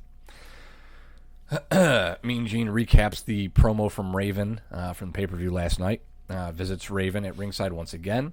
And Raven says, the only announcement that I have is that there is no announcement. And Richard said, hey, but Raven, you told me if I signed a WCW contract, and Raven headbutts him and spits in his face. More spitting. It's funny. I know it's a lot of fucking spit in just one episode. Could fill a bucket. It's funny though. The announcement is I have no announcement. I think Tony Khan went to the school of Raven promos. Right. Holy shit! Can we talk about what it was like to see a very high riddled up or Adderalled up Tony Khan in person? So I turn to my older son, and because they announce him, and I look over, I go, dude, this guy is hooked on Adderall. And he comes out. I thought you were going to say kids don't do drugs. Yeah. And he comes out and he just looks at me and he starts laughing his ass off because as soon as he came out, fucking full tilt Tony. Well, yeah, he had his eyebrows tucked behind his head in a ponytail. He was like, oh my God, we have everybody here tonight. Blue Girls Arena! Are you ready for Rampage? We have star-studded people. Are you ready? And it's funny, as you took off, You texted me sniff because he came out for his second appearance tonight. He goes, and I'm going to come out later. So it's to be my second goodbye, but I'm going to have one later tonight. So that's like my third goodbye. I was like, Jesus Christ, dude. Yeah, he's blown. Can I have some? Next we get your boy Mike Enos versus Benoit. Benoit wins. Not really much to say there. Just still shocked Mike Enos is here again. I every time I see him, I'm like, this son of a bitch is still here. All the way back to Scott Hall. I'm just still shocked. Oh, it's so great, this poor guy. Next, we got Super Calo versus La Parka. Parka looks at Kimberly on the way out where the Nitro Girls are, so they're kind of wondering if it's DDP again. So naturally, Macho comes out and attacks La Parka thinking it's DDP, but DDP actually comes to the ring and attacks Macho. And Hennig makes the save with the hand protector that they call it. It's that tape knuckles that Flair used in the match. Macho hits the elbow. There you go. I loved it that he's so freaked out that it might be DDP inside of a La Parka costume again, that he came out just to beat the shit out of him. I wish, though, instead of DDP showing up like that, I wish that this time he was Super Calo. So when they pushed him out of the way, yeah, there you go. Probably be a little that harder would have made me laugh even more. But it was just either way. You don't need to go to the well twice. Actually, let's think about that here.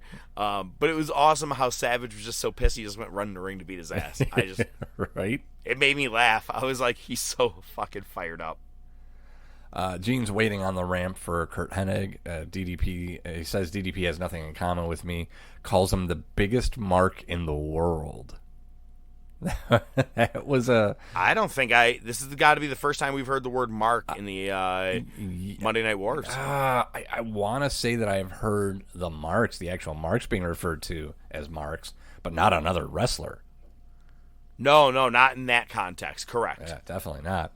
Hennig says DDP wouldn't last 30 seconds in the ring with me. Rumor is he doesn't last 30 seconds with that hose bag he calls his wife. Eesh. Oh, he called your wife a hose bag. Sorry. It's fine. Flair comes out and he's still trying to recruit Hennig. There you go. This brings us to hour 2. We get the whole NWO pretty much minus Hogan. And we've got Nash in a wheelchair now. They're on the ramp, and Bischoff says people are accusing him of being the Sting imposter last night. Nash denies it, says he would never stoop so low. And he inducts Conan, a.k.a. K-Dog, into the NWO. And Nash ends the promo by saying, even though I'm looking like Larry Flint, I'm still just too sweet.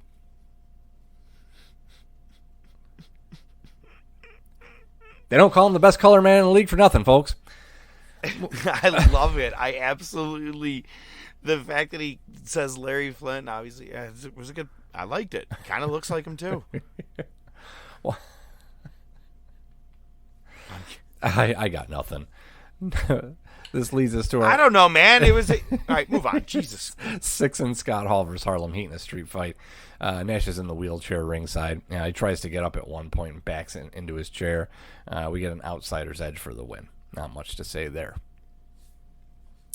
Next we get Masahiro Chono and Great Muda with Vincent versus Pubic Enema. Muda hits Grunge with the mist and they get the win. What's that? Pubic Enema? Public Enema? You need to have an enema? Name that movie. It's the name. I have no idea. House Party. Oh, okay.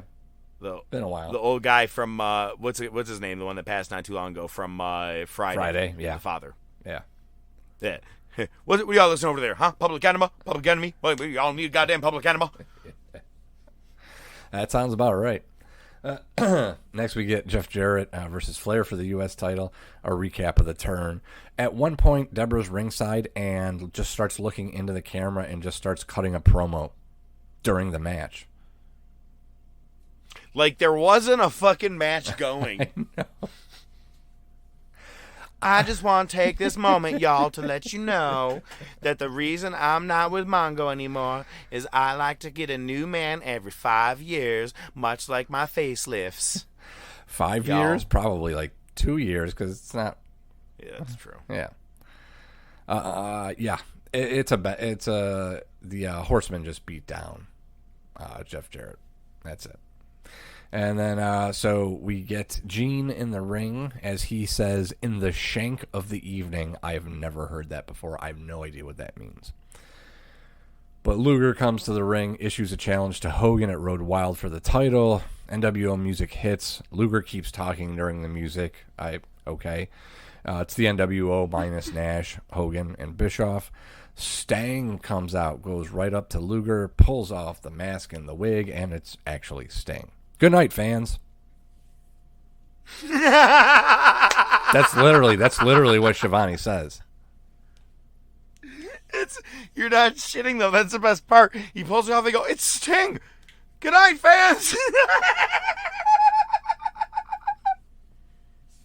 And we're like I'd say 75%. It's just ending with Sting in the ring. And that's every week. Yeah. Oh God.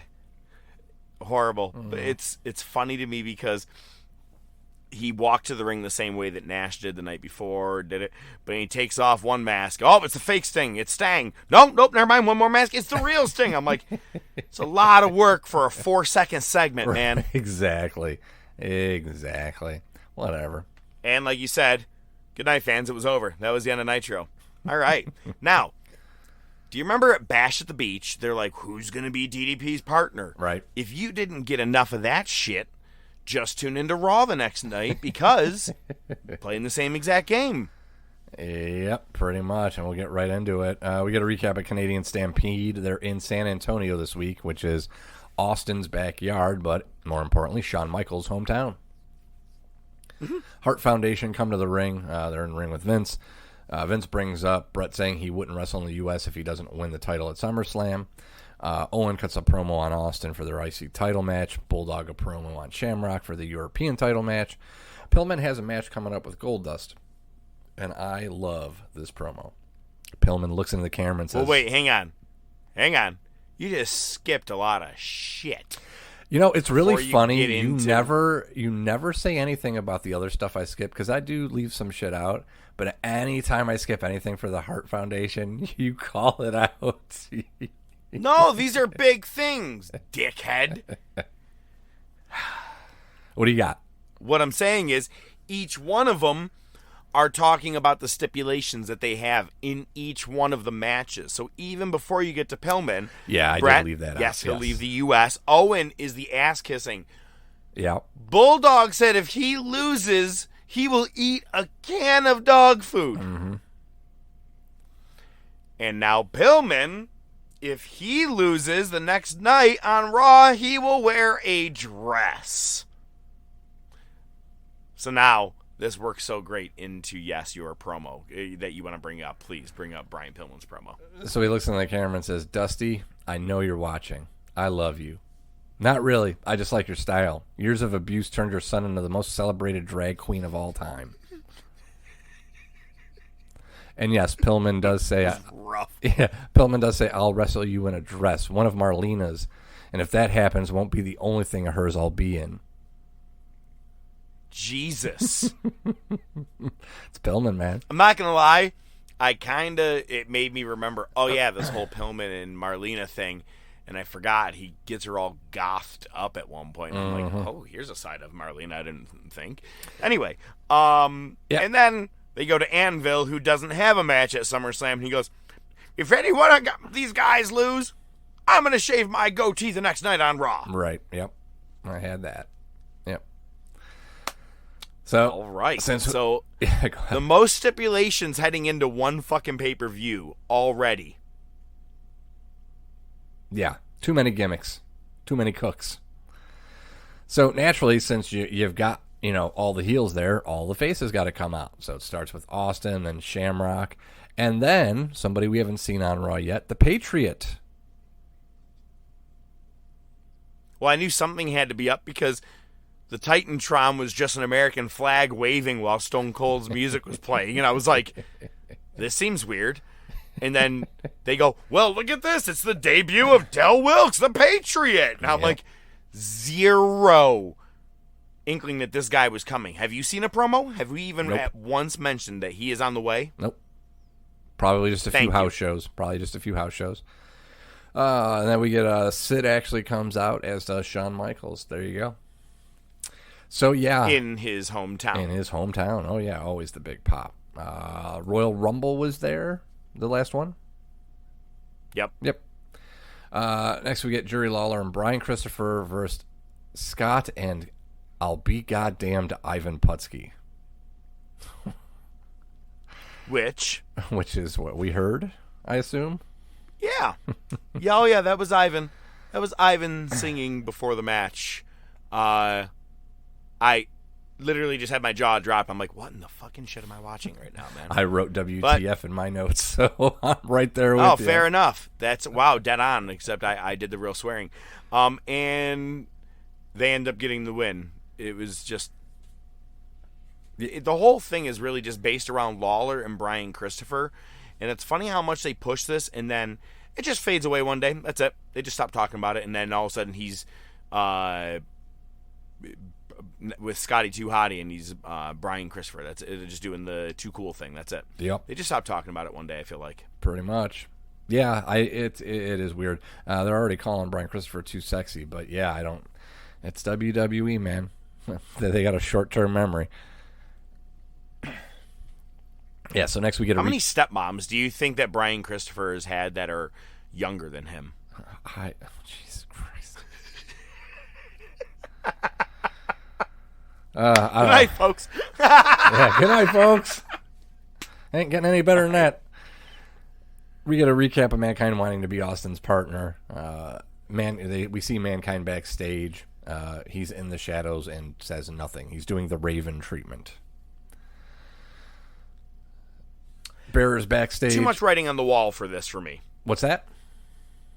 Too much writing on the wall for me for this entire show. Yeah. For a night of who is going to be his partner. Right. Oh, yeah. Yeah, and we're actually going to be getting into that pretty quick. Pretty cool. Paul Bearer's backstage said, I don't know what the fuck I'm talking about. Too many nuggets. Says he's going to drop a bomb and he's going to prove Kane is alive next week. Gotta love those teases. Next, we get a light heavyweight match: Tajiri Yoshihiro versus Taka Michinoku, and Michinoku wins. So that's Tajiri, man. Yeah, that is the first time we're ever seeing Tajiri in a ring. God, he was I've only ever seen him with like those. Yeah, but I've only ever really seen him like even when he came into like the SmackDown era in like 03, 04. He was probably in his 30s maybe at this point. He still looked like he had a shoe apiece under each one of his eyelids. He had those big, like, CM Punk kind of eyelids. Right. And this is the youngest baby face-looking Tajiri I'd ever seen. It took me by surprise. Same thing. As soon as I saw him, I go, shit. And him and Taka, it was a really good match. Compared to all the other cruiserweight, light, heavyweight matches that's been going on as of recent, as well, with exception to Jericho and the Ultimo Dragon match, other than that, this is actually a really, really good match to watch recently in Monday Night Wars. Yeah, again, I think it's, you still get definitely a little bit of the lucha style with these guys, but it's, you definitely start to see a lot more of the strong style aspect. Even for the smaller guys. So, yeah, I'm with you on that. Yeah, I'd rather watch these matches than because I'm burned out with the WCW Cruiserweight division at this point already. I don't even know anybody. There's too many of them. Yeah. Couldn't keep up in 97, can't keep up now. Yeah, right. Well, right now all you got is the Usos and either the New Day or now the Private Profits. Pay us, Jim Cornette. We did it first. So next we get Shamrock with a backstage promo. Says he's not going to be Austin's partner tonight. He's got a match against Anvil. So there's one off the table. Next, Los Boricuas show up in the lowrider. They swing by DOA's motorcycles. I like the car. I thought it was pretty nice. Kind of want one. They don't call them O.D.M. for nothing. Yeah, right. So apparently they were walking right into the arena for their match because next it's the Headbangers versus Miguel and Jose of Los Boricuas. It's a sweater! Aw, you asshole. Jefe, do you know what a Boricua is?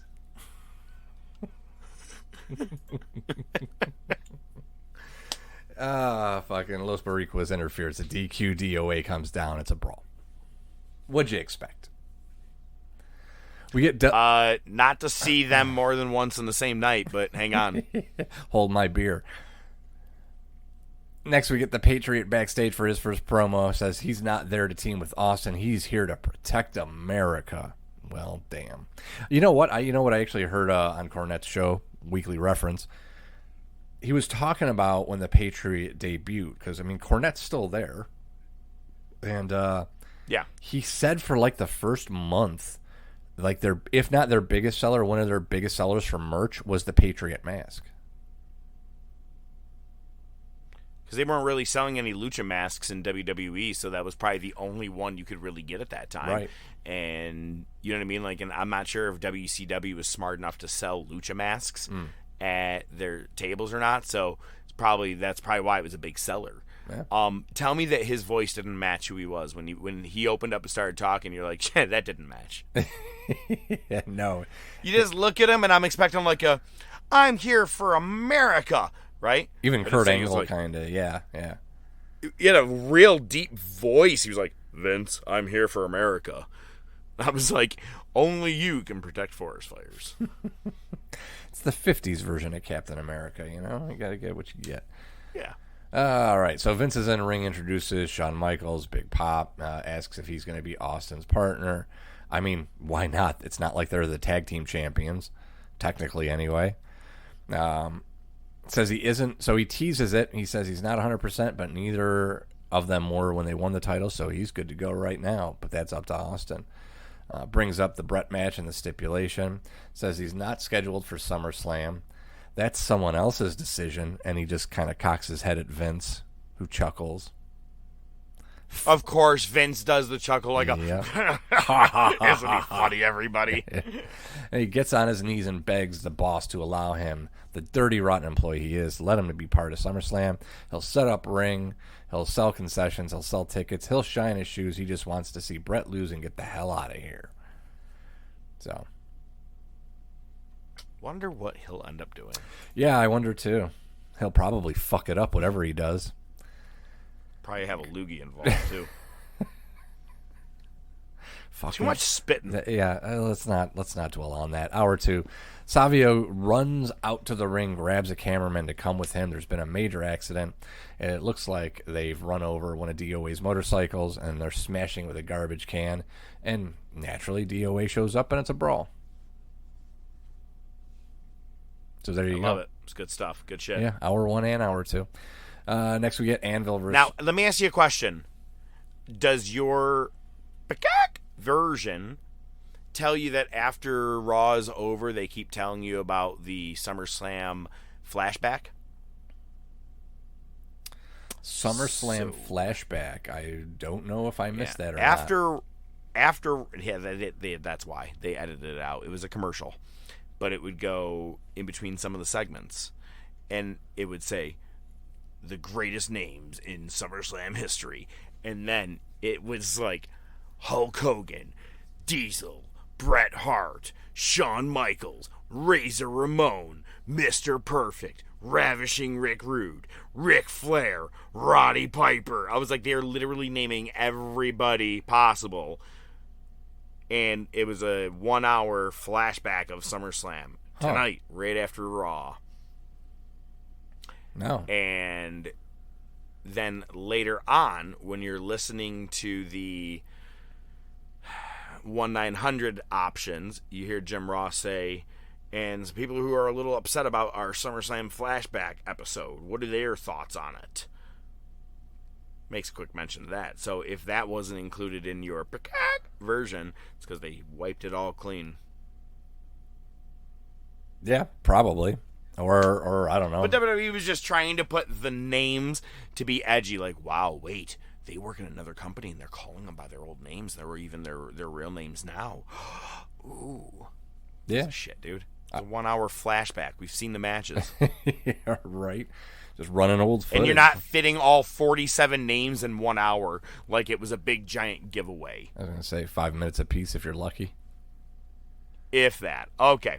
please move on with the rest of Raw. All right. Anvil versus Shamrock. Shamrock hit a Frankensteiner. Looked pretty good.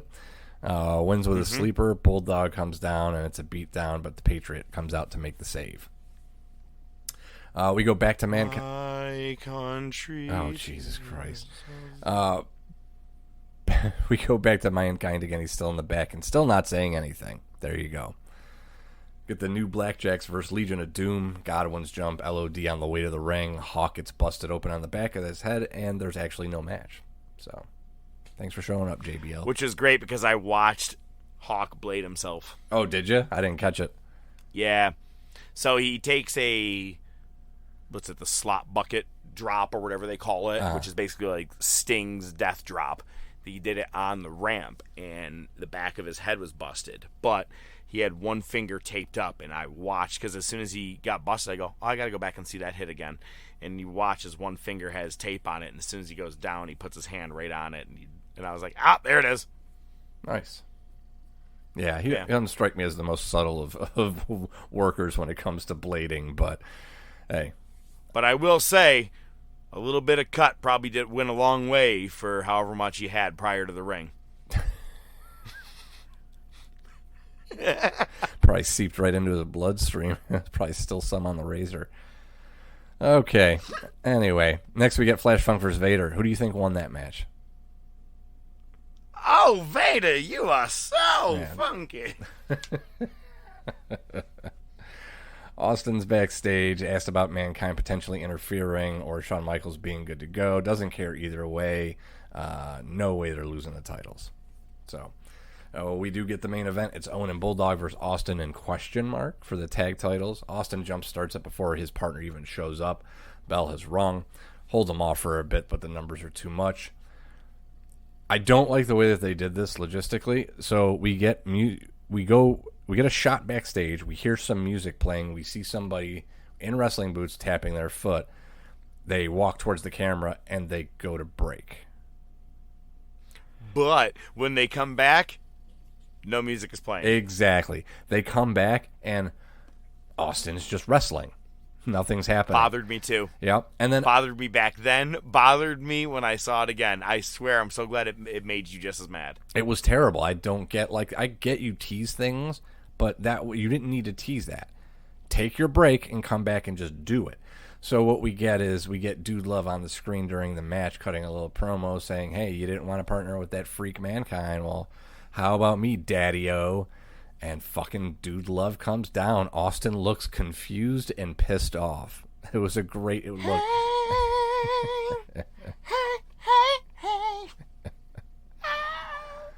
But here's my thing with this. Why they did that was because they were still fighting Nitro on time at the end. Remember this. So right.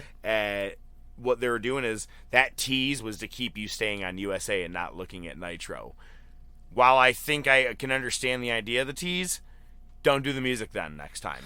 The music was stupid. It threw me off too. But it was, I still smiled just as much because it's a guy who has been hardcore all of his life and has never exactly had a time where he was out dancing at clubs and bars. So watching him dance is just fucking fun. I like watching Mick Foley dance. It's a nice, it's like an alternate uniform or jersey in sports. It's nice every once in a while. But did you notice he's not Mankind? He's not Jack Foley. He is Dude Love. Why did they say Jack Foley? I don't know.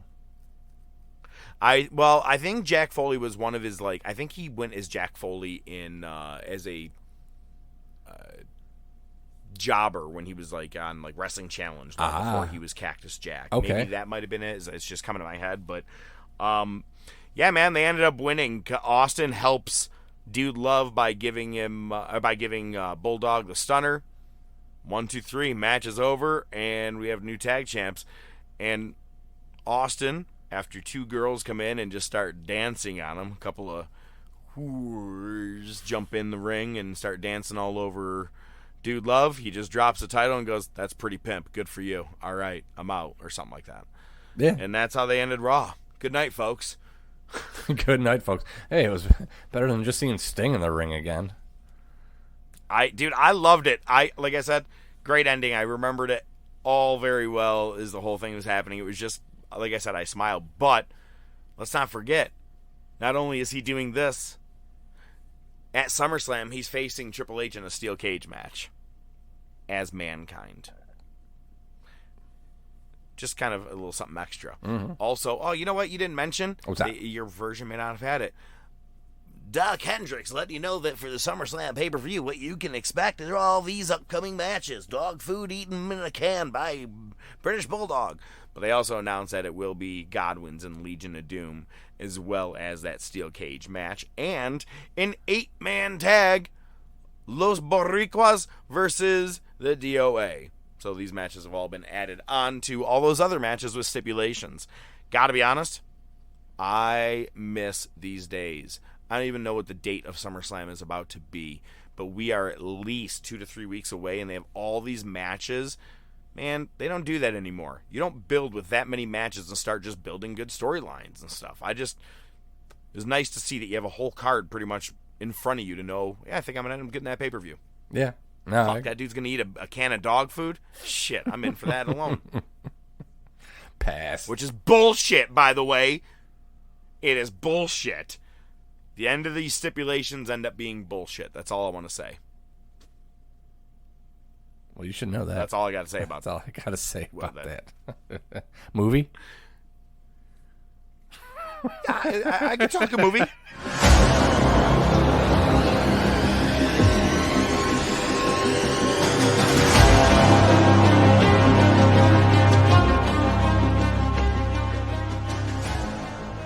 This week, our movie, good Johnny Depp classic, Who Pooped the Bed?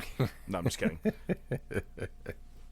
No, it's a movie I actually quoted not too long ago when Ray Liotta passed. It's Blow. Not Blow. Blow! Sorry, I've been waiting to use that all day. Every time I kept seeing that the movie was Blow, I had to at least go back to the Richard Lewis line from Men in Tights. All right, man, you start off. Talk about Blow. I haven't seen it in forever. Hell of a drug. Yeah, you talk about it. Do you know I had to watch 5.5 hours of wrestling for I didn't have time to go back and rewatch Blow. You should have started with some Blow at the movie. Nah. And then definitely got into not. wrestling. Definitely not.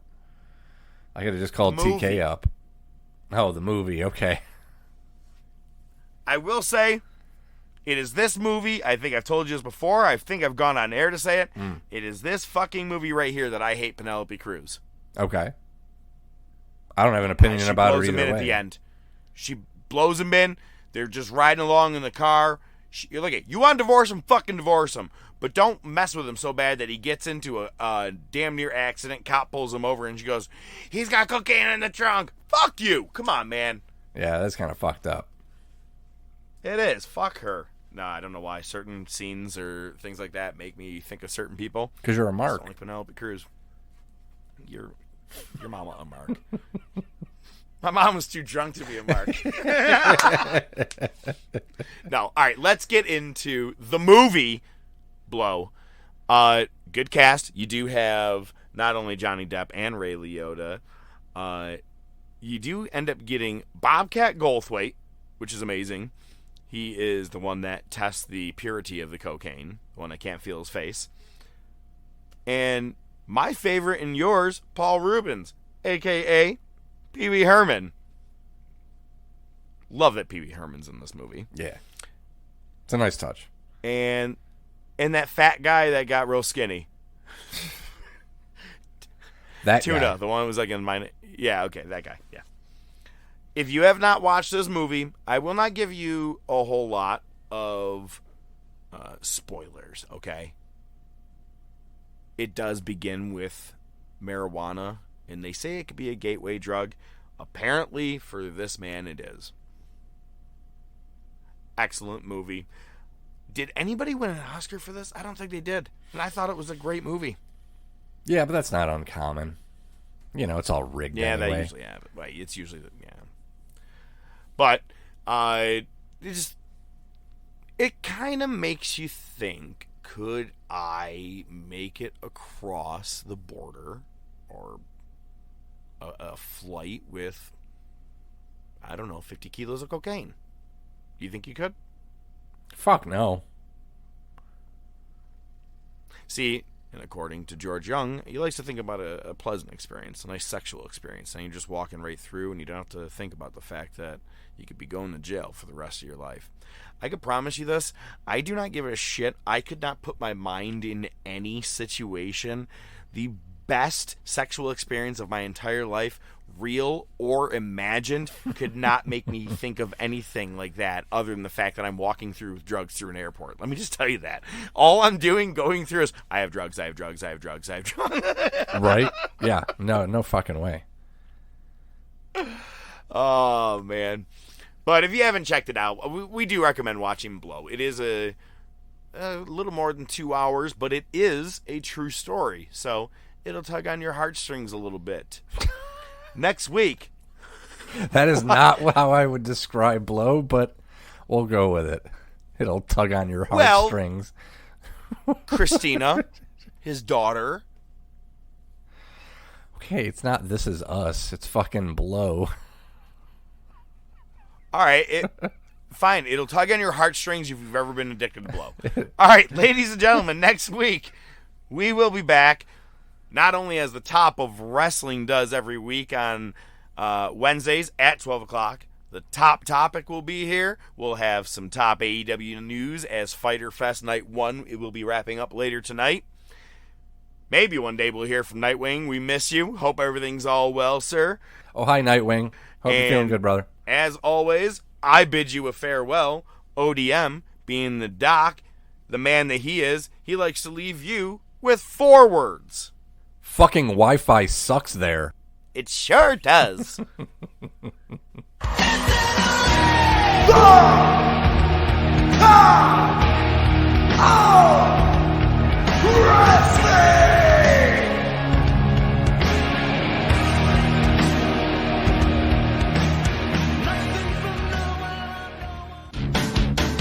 The Top of Wrestling Podcast is brought to you by The Top of Wrestling Podcast. Your hosts are the Professor, Mark Fantasia, and O.D.M, Joe Rizzo, with special weekly segments by Nightwing the Analyst, Rashawn Hilton. Without your continued support, it would just be some guys talking wrestling. Feel free to interact with the show on Twitter, YouTube, Facebook, and by email at thetopofwrestling@gmail.com.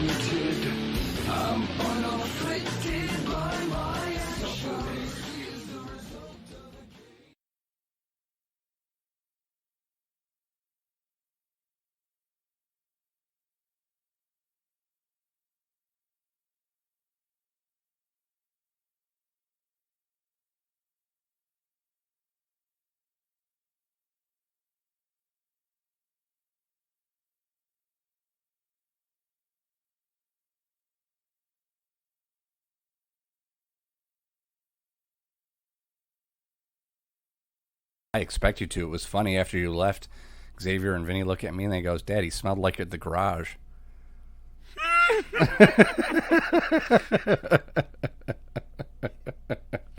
You know what's funny? You already have an idea about our story. Here we go.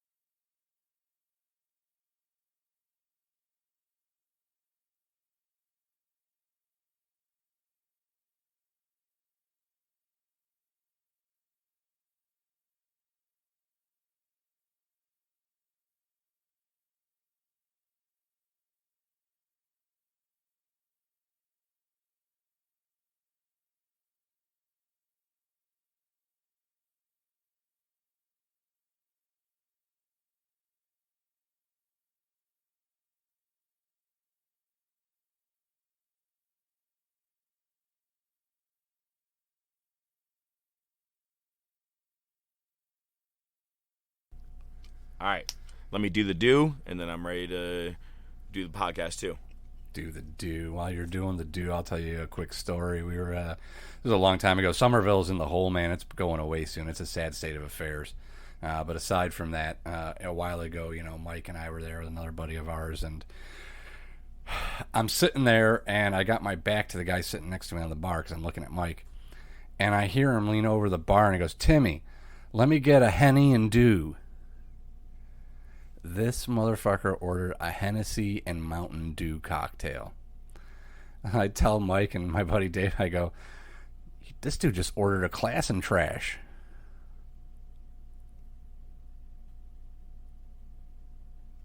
Is this thing on? Bro. I didn't hear more than half of that story. I think I got to try calling you back. I have one bar on my phone. I got to call you back. Keep the recording going. Okay. Fucking Just hell. keep the recording going. I'm recording. This motherfucker. That's what you get for living out in the middle of nowhere. Or having your fucking in-laws live in the middle of nowhere. What the fuck? Kind of fucking 2-bit operation we were running here.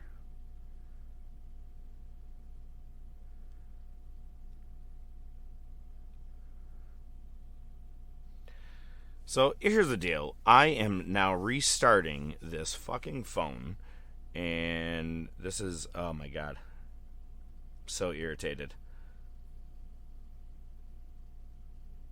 Oh, this sucks. Fucking shitty phone, shitty fucking service in this fucking town where I live. Motherfuck. Oh, look at that, it's 4:30. Didn't even get the shave time off after I thought I was gonna. Motherfucker. It's fucking bullshit.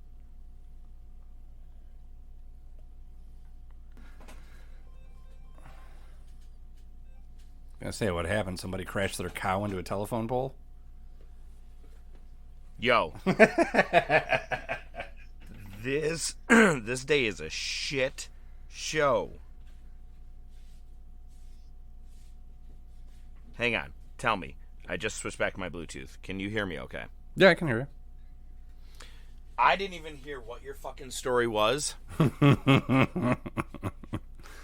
I guess I'll find out You'll when find out. Yeah.